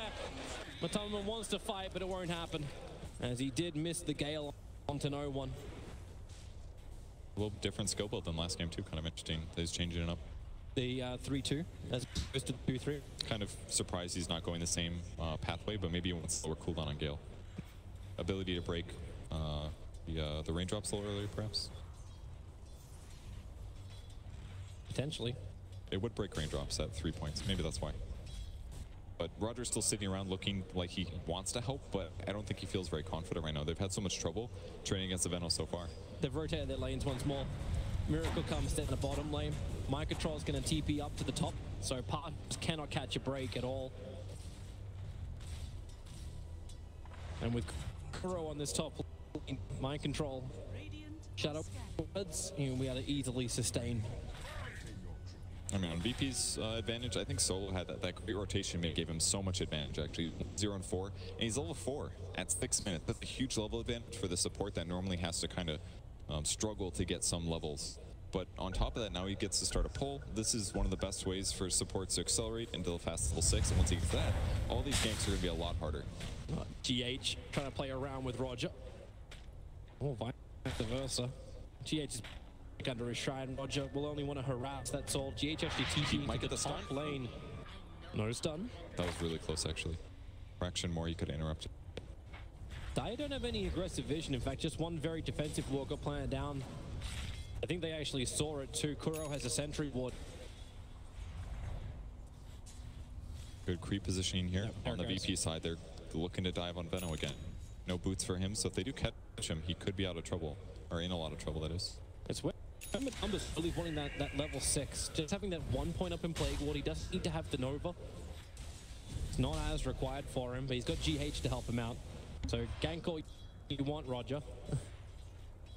During nighttime, he cannot see the ES sitting behind the tower. He does grab the Nova. Just wants as much damage as he can get right now. That's the way to do it. Trying to pressure the VP safe lane though. Mind Control can kind of do whatever he wants with the backup power of Shadow Word, but for himself takes the damage, he hurts a lot more. Miracle kind of playing this ready to dive Huskar right now. We've got 4 points in Burning Spears. It's got Armlet ready as well. So if he can get on top of Pasha, it's a decent chance of getting the kill, but we'll just see a TP most likely. I love the no boots. Yeah. I break to give this. It's a mini blink dagger, right? And there's still 3-4 of movement speed versus the 295, and he may want it as he has to outrun Roger. TP support is coming in right now. It's Kuro. Miracle will need to put that Shadow Word on top of him, and the fatal bonus potential turn by Huskar. Caught inside the pit. How much can you toggle? Not enough to win.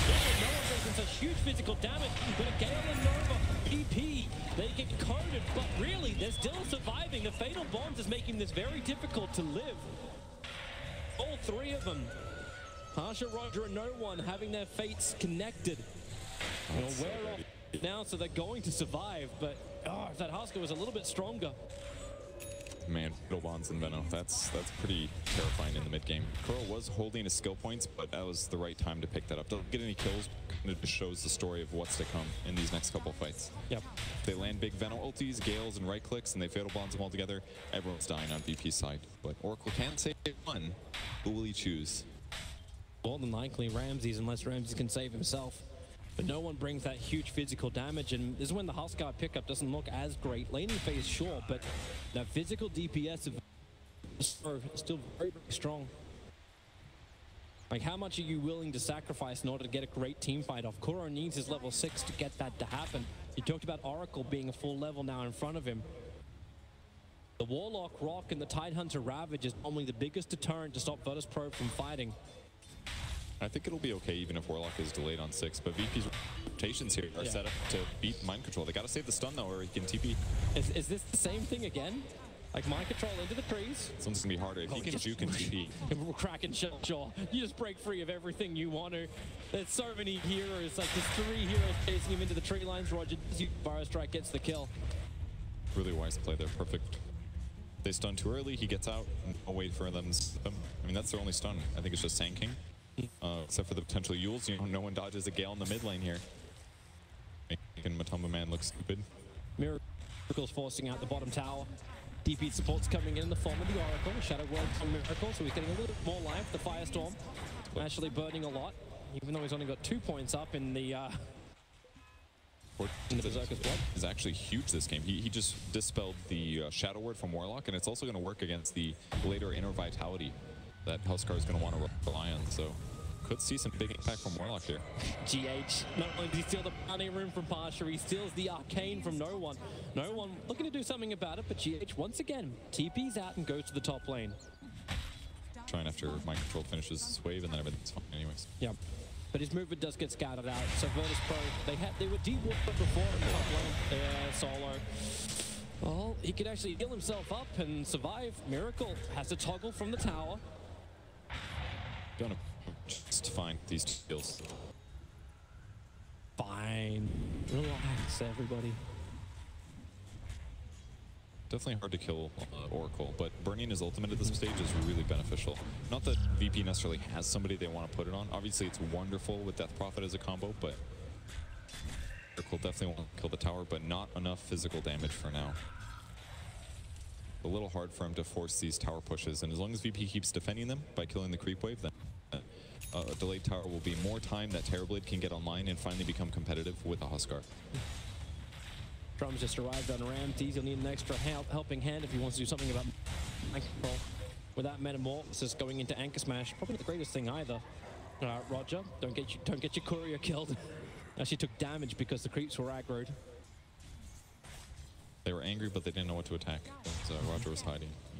Scan goes down by the dire side. They're spotting Miracle, trying to wrap around. That was kind of how VE lost a lot of tempo last game when Liquid ended up rotating and diving under the tier 1. So yeah, what they don't know is GH, however, the Gale's going to connect. No one wants to try and fight this one on the Spirit side. He's got a lot of sustain. GH has a rolling boulder away. It's burned by no one. And they will not be able to force that tower at all.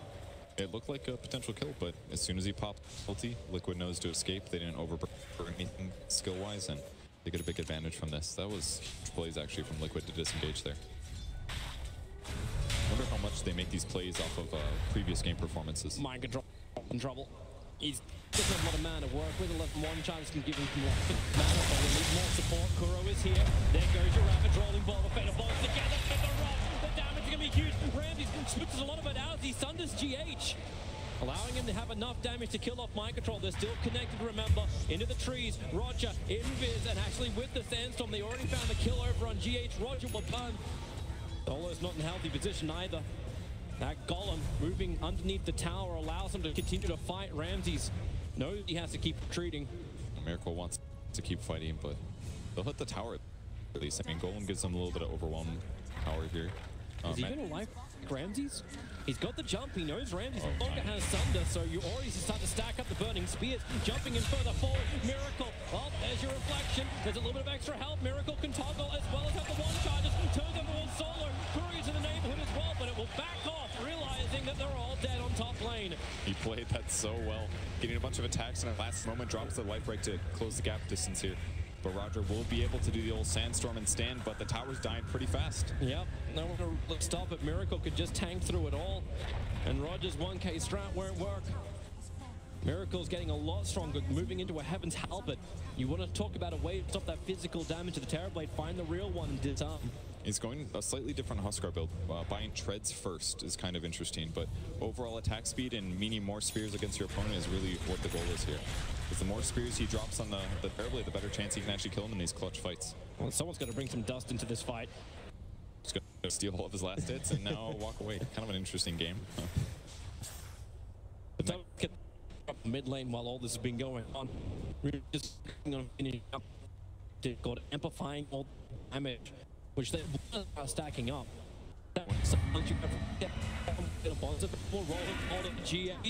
Oh, he'll complete the TP. They're going to turn your attention towards middle lane. Miracle is ready to come from behind. Not really the hero they wanted to kill, so they don't commit anything to it just yet. And the creep wave is killed though. So now it's going to be up to VP to try to slow down the push. They have Ravage, but they saw Pasha. That Plague Ward just able to connect onto him, and Pasha. He was about to put the pit down, but doesn't matter. Yep. It's just so much damage right here. This is Huskar's prime territory. As long as he's backed up by his allies, as long as he doesn't get killed solo, Miracle is going to snowball this into a huge advantage. With Armlet on, he has 2.2k. Like that's good. That's so much to get through. He hits really hard, attacks fast. Evasion's coming up, and one last hit, and there he's got it. And they're moving into Roshan. This is something which Team Liquid must have. This is the enabler for the Huskar. Another thing that's very simple for him to kill, Medallion as well, and that's going to be a pretty quick dead Roche. With the Halberd finished, another solution against Terrorblade. It's going to be a long time till he gets magic immunity. Yep. Virtus Pro smoked up. They won't be able to do anything really about this. They are way too late to join the fight. So Huskar just TP's down a bottom lane. No one reveals himself for a moment. Huskar actually moving up inside the fog of war. No one is not aware that Miracle is there, but has the movement speed with phase boots. Can easily outrun that Huskar. There's no threat either way. Even if he gets a life break off, Yule's the Huskar starter TP and you get out. Yep. Would have required Kuro to drop the ultimate to stop him. But he was taking time to get there too.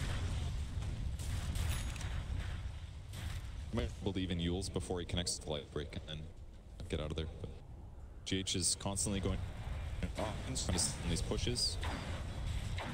Definitely safer for him than any of their cores. Less value lost if he dies, so they're going to glyph, slow this down a little bit. Zedge Roger finding that perfect time to reveal it. Kick is good for GH. No! Rolling boulder, TP at the start! The damage.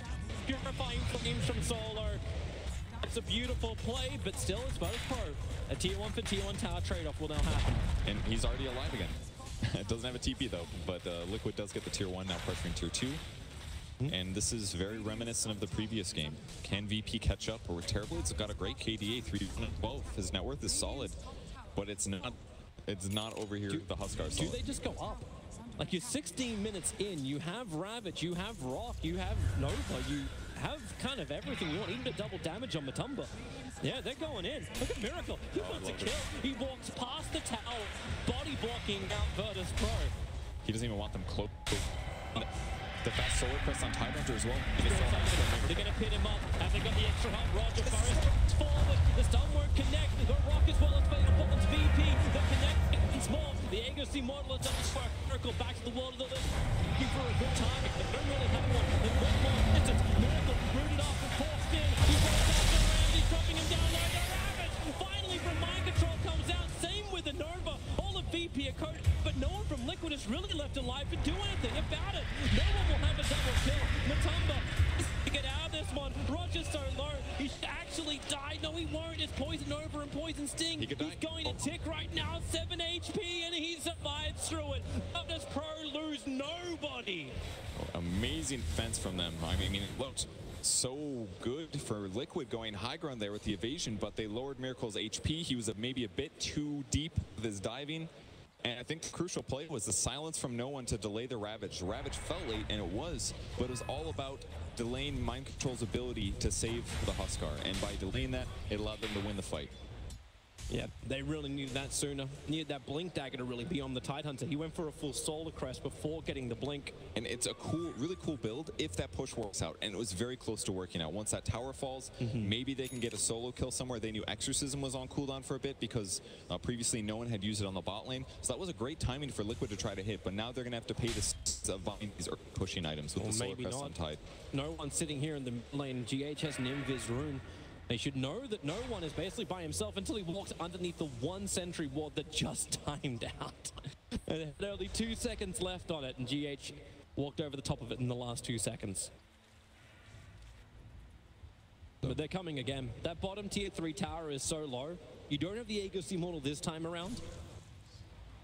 And very wisely, Roger again setting himself into position to cut the creep wave. They just want to delay this as long as possible, or at the least, if it goes slow, it's going to allow VP the ability to take the enemy tier 1 if this gets delayed. And right now, there's only 4 heroes. Venno wants to shift over. He drops some wards. They're level 3, so they should be able to deal with some of the creep wave. And they're going for the high ground again. Yeah, they're doing this jump. No Ravage available. The root is on the Huskar, trying to break him free. Again, this Fortune's End. It's so good, this game. It keeps turning off the Shadow Word. It keeps turning off even like that's why they're not trying to stack it anymore on Miracle with the Inner Vitality and Shadow Word. And the Solar Crest. The Solar Crest activated all the little buffs that are going on in Huskar. It's actually making his life really hard. And I'm sure it's the reasons he's died so fast in the last couple engagements. If you remove that heal, he's just a hero with an armlet, and that's a regular hero. He doesn't have lifesteal, so he's kind of all in on those regen things. And Liquid's going to be forced to play a slower game as a result of solo playing like this. VP just came out to D-Ward. Liquid know where the vision advantage is. And rotate to mid, take out tier 2 towers. That's what you normally do with the first Aegis of the Immortal, even though it is gone. They're restricting VP into their base. That's all they can do for now. Ramses continues to get big as well. Looking to get into the BKB, so he's ready to fight. In fact, now he has that exactly. And Huskar's off his. He'll get the farm off the top lane. So BKB for Miracle next engagement. #1 net worth are on the field. Still got a great combination out from Liquid, but that high ground defense from VP looks so stable. Yeah. Now the core can stand under the cover of a Magic Immune. Yeah, and once both of them are at that position, Death Prophet now turns from somebody that's a vulnerability to somebody that can be absolutely a big damage dealer. She goes for max health spirit Siphon, very good against Huskar, very good against Tidehunter. Until it gets dispelled at least, and she can just pop BKB and run in there and deal damage. There is still a decent amount of physical damage coming out of Liquid, especially from the Huskar, and once he finishes AC, it's even more so, but I think he'll be able to jump into this team fight and get a lot more done. I mean, maybe another big worry is still going to be Fatal Bonds, but BKBs are going to stop the magic damage dealt to at least 2 of their cores, which means that once it actually trickles over, it won't spread quite as heavily. Yep. So this is a good place for BP to be. They've got a gold event. Oh, there's your root already on the Miracle. Virus back. Well, he can't actually get out of this. GH has a rolling boulder himself away. Fortune 10 will connect. But the rest of Liquid one out. Warlock won't be so lucky. The TP cancelled on Kuro. Accepts his fate, and 2 heroes from Liquid without buyback. All they try to do is take that tier 2 tower on top, and again, they end up losing. Just a little overconfidence from Liquid, feeling like they're riding the Huskar train, and they are, but this is like a typical KDA for a Huskar that's on the way to losing. 4-3-0. He's gotten some kills, but in these crucial moments where he needs to group around him and do these pushes, they're a little outmaneuvered, and they didn't anticipate him dying so fast. Just that vision advantage seems to be taken away from Liquid every time too. Like the 2 observers they planted on bottom, they got taken out by Virtus Pro in the same position as well. So how does Liquid continue to set up for these fights? He pushed the tier 2 tower, but the aggressive warding never got down. That's on Kuro. He's got 2 obs and 2 sentries currently in the inventory, but he has nowhere to plant it. That's part of the hard part, is that he has to sit behind Huskar to help make sure that he doesn't go down, but it can't necessarily just be confident around the heals and the vitality. Like, all it took was 1 stun there. Miracle's HP was very low, so maybe stay above 40% HP or whatever it was, but it's a tough position to be in, and to try to prevent being able to walk around and D-ward and gank all they want. It would require Liquid on the other side of the map to actually make those kills themselves, but they don't really have the best. It's basically Earth Spirit, or they'd have to commit Tidehunter to a Ravage, or Venomanther would have to chain burst, and that's not really how their team fights together. That's not really how their lineup works. So it's kind of a bit of a back foot position here, because Liquid did lose that high ground push. Yep. We'll have to find a way around it. This will probably be a pretty damn good way. They got a Blink Dagger on GH, a Blink Dagger on Mind Control, and Kuro currently holding the smoke ready for a fight, but they don't want to have a big one just yet. Roshan may respawn in 1 second time, so we'll see just how quick it is. The Plague Ward will be in there for another 30 seconds, and Roshan will respawn in 2 minutes. So Liquid will have to wait to get the big man to have that Aegis and Cheese available for the next fights. But that's because if they can take it, VP are most definitely a formidable force, and they can contest it quite strongly. So they're finally grouping up themselves, perfect positions. They've been pushing out bot lane with Terrorblade Illusions, and it's finally their turn, other than the whole defending and taking the tier 2 top, to finally push and take a 5-5 against Liquid. And this is maybe another place where they could have a lot of benefit. If Miracle shows up when it's about to start, has a good initiation, this could be decent for Liquid, since they want a 5v5 as well. But I think VP's confident with these BKBs. They've got a Halberd on Underlord as well. And they got the Blink Virus Strike initiation out. It went on the Venomanther, so silence up pretty quick. Again, that Tide Rabbit, 3 heroes caught. They're going into nowhere. BKB used it to protect it for the moment. Nova comes out, but so does the Rock. Space is created as Liquid fight underneath their own tower. And Virtus Pro Randy's just man modes it up. Miracle is surviving through all of this. Where is the damage? Miracle, he takes 1. He's going off the pasture. He's looking for... It was the big one. GH holding him in position with the rock kick as the toggle begins for Miracle. Even a double damage rune spawning in the top river. VP make a right choice to get the hell out of there. However, Roger left behind as a rolling boulder. Okay, they won't even reach him to connect. The Urn Charge is taking him down. Roger starts the TP base damage. It's there from the Golem. Kuro will find the kill. The answer was the sacrifice. And Team Liquid, Roshan is up in 27 seconds, but they're going down mid. No exorcism will be available for no one. It was such a good initiation by VP, and they got the Veno kill, but the follow-up was that the BKBs were used, and they got Miracle kind of low. Not good Solo out too far. The kick will connect. He needs a little bit more regeneration. The silence is there. Rolling ball. GH pulling himself back as Miracle not really that low on life right now. He needs to drop a little bit lower so he can attack faster. That bottom tier 3 tower is still licking its wounds, but they're sticking with the creep wave in mid. They don't want to bounce out. Ram looks for the fight. Already turns on the reflection. Miracle hitting himself pretty hard. Has the BKB available. Pushed away. GH trying to help him out with that kick. Miracle now BKB turns around, goes out to Solo. He will stand his ground, but the damage into Randy. Randy. He's something. Mind control. It's him back the line. Pasha wants to end this, and he'll do so. Everybody home. They got the kill they want. They ended Miracle. That's Sunder onto mind control. He opts to keep Ramses in the fight. Man, it is so fun to watch 2 heroes like Terrible Sentry fight each other to the death. So tense. They both practically have I can't die abilities, and ultimately they finally kill the Huskar. It took a lot of right clicks, and the big problem for Ramses right now is he's just missing all the time. He does not have MKB. He cannot buy MKB right now. He's got Manta finally, so he can remove things like mischance or disables or slows, but he just can't hit the Huskar right now, especially when BKB's used. Sean is alive. This will be a pivot point for the map for a while, as there's no Virtus Pro want to give a second life to that Huskar, considering how many issues they're having to just bring him down at the moment. Small advantages, the BKB charges are wearing out quickly. No kidding. Gonna be a little harder for Huskar as the game goes on, but he's picked up his Hyperstone now. The life steal perk at 15 is doing a lot of work for him. The observed war from VP watches this happen very, very openly. Kuro has Rock coming back off cooldown as Roger, Epicenter. His timing couldn't be better right now. Epicenter looking to come in. No, he didn't get inside the pit. He's only gets the agency ball. The Rocket's huge. The Ravage is better. The BKB protect Virtus Pro. They're down that ground and fight. Will give his life for this one. Rams to no one. They are just way too big. Fiber coming in from GH was on the run. Your big man, Huskar, to the world of the living. Now the agency mortal is popped. But how much fight got left in him? Solo testing himself. He comes back in the damage until Miracle jumps over. They almost kill our Ramses. They do kill our Ramses. The burning fists do the work, but no one. He stands through the entire thing. The immortal hero for Virtus Pro. Thanks to the help of the Oracle, Team Liquid are wiped. Not a good position for Liquid, considering how close that fight was. They burned Aegis. I believe they burned Cheese as well, and they still couldn't outfight VP. Here's the replay. So Roger, with this Burrow strike, he just comes up a little bit short with the pit. A little bit of a misclick. He tried to get inside, but didn't click far enough. And then VP pops BKBs. They use the meta. They use the zone.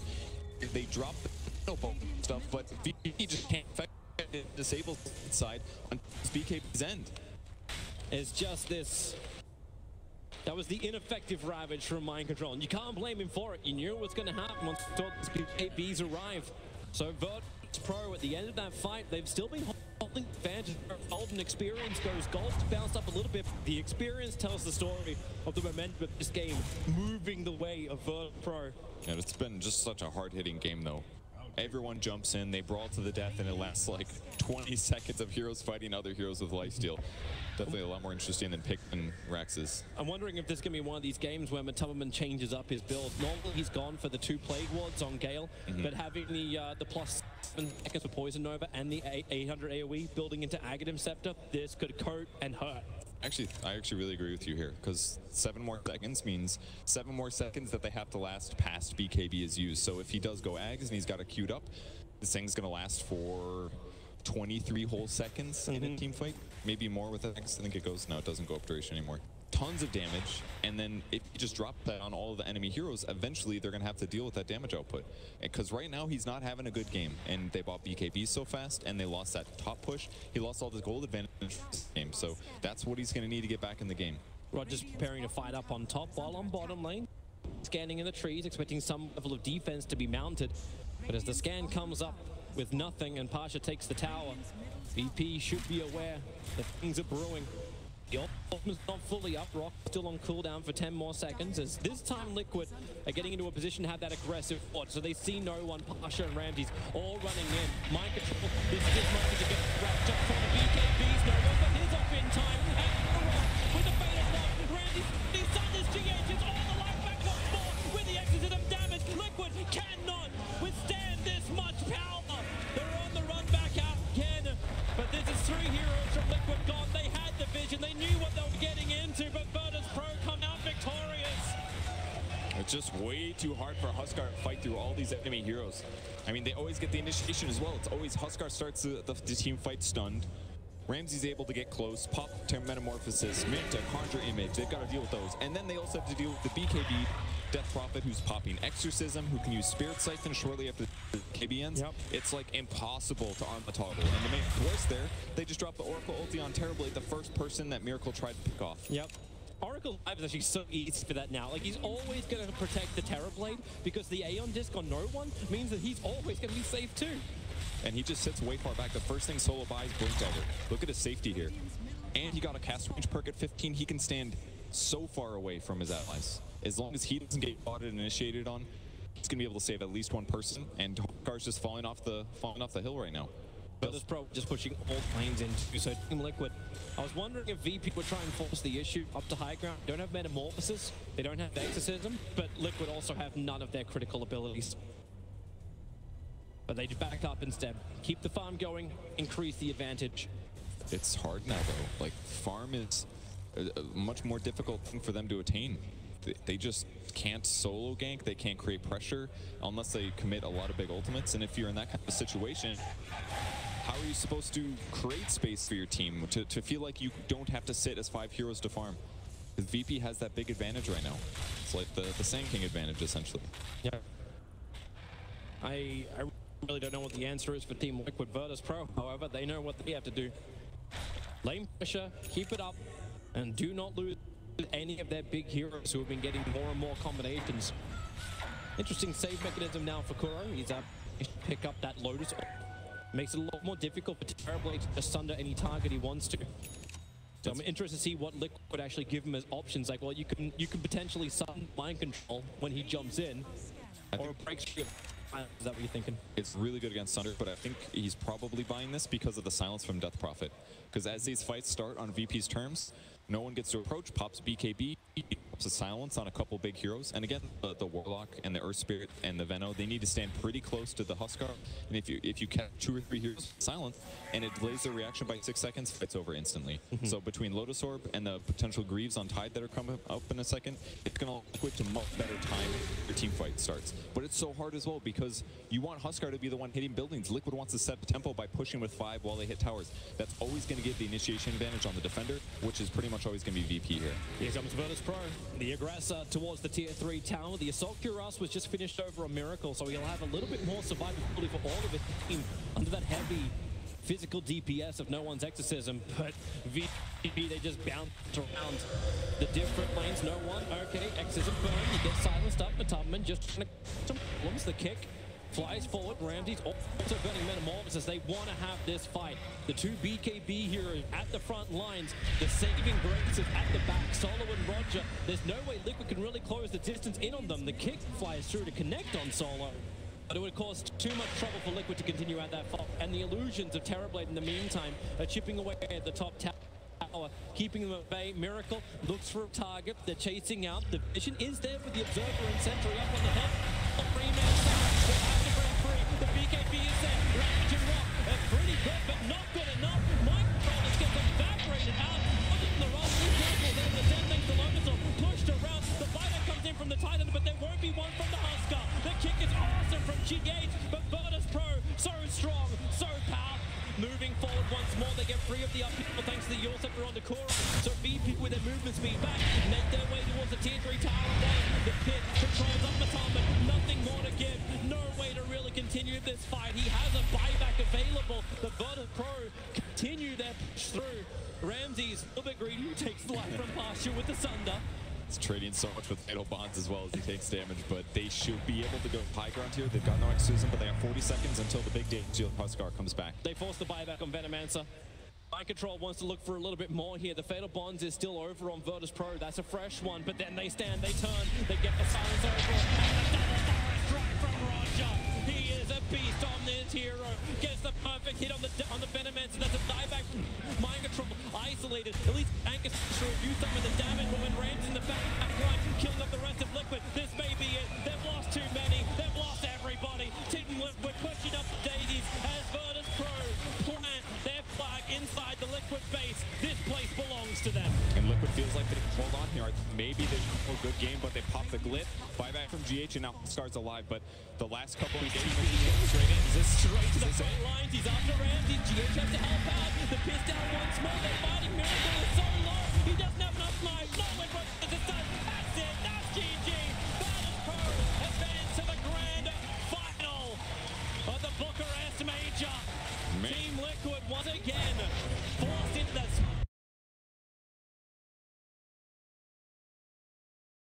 4 tomorrow as they take on VCJ Thunder. let's get the final thoughts of our two men that predicted the correct outcome of the third and final game. It is, Vindication! of course, Suns fan and Capitalist. Well done, gents. I have one thing to say. Yes. Yes. You guys can agree or disagree all you want. Huskar is god-awful. No argument from over here. No argument from over here. That hero just feels like... I mean, we've seen it in the past. The reason I don't like this hero in general is just because it's very situational, right? It's not always a good... It's never really, at least historically speaking for Dota, it's never like, yeah, this is a good hero to pick, generally. It has to be with like an Oracle or a Dazzle or something. I mean, they had the Veno and the Fatal Bonds combo, which is storied and delicious and disgusting all at the same time, but Huskar just felt, great in the laning stage, and then you just suck 10 minutes. So situational code word for bad is what you're saying? I'd say situational with, as long as there's two heroes on your team. One of those two, Oracle, Dazzle. Otherwise, no, I don't think it's good at all. I think Virtus Pro's lineup, it actually was a lineup that was going to make the Huskar questionable hero, yes, no, but I think their lineup was actually going to naturally make the Huskar look a little bit worse. They have these really good physical damage dealers in both the Terrorblade as well as the Death Prophet, who can really lay into it. They've got a lot of survivability. One has Sunder. They've got an Oracle behind that as well, so you can't really focus down these heroes very easily. And then on top of all of that, they're going to get their BKBs eventually. And at that point in time, you're not actually doing any magic damage from the Burning Spears, and your physical damage is then even more limited by the fact you've got an Abyssal Underlord that you're going into as well. So I think Liquid, in that pick, I can kind of see some of the reasoning behind it, though. It was the fact that they felt like it matched the timing that they needed to be able to have, because Virtus Pro's like set up there and the way they had their first 4 picks and being able to have an Oracle behind both the Terrorblade and the Death Prophet, when you already have Venomancer on the field, I don't think you're going to be able to beat that late. They had to be able to win laning phase hard. They had to be able to take that advantage and be able to push for high ground. I have a solution, though. Ice Frog, I know you're watching, my friend. We talk all the time. Not really. Hey, Frog. Anywho, imagine a world where Huskar gets an Aghanim Scepter, right? Or it could even just be put into Talons. But his Burning Spears and ult work through BKB. What do you think? Whoa. That sounds disgusting. Potentially viable in more than situational cases, correct? I'm not sure Mr. Frog is going to agree with you. If that happens, We'll should give get you credit. Yeah, and he then should put that in the and then when it's banned first in every game, we'll also give you credit as well. Let's take a look back at the very big highlights as far as Virtus Pro are concerned. Liquid, they've fallen short again. They've got 5 more chances to win a match.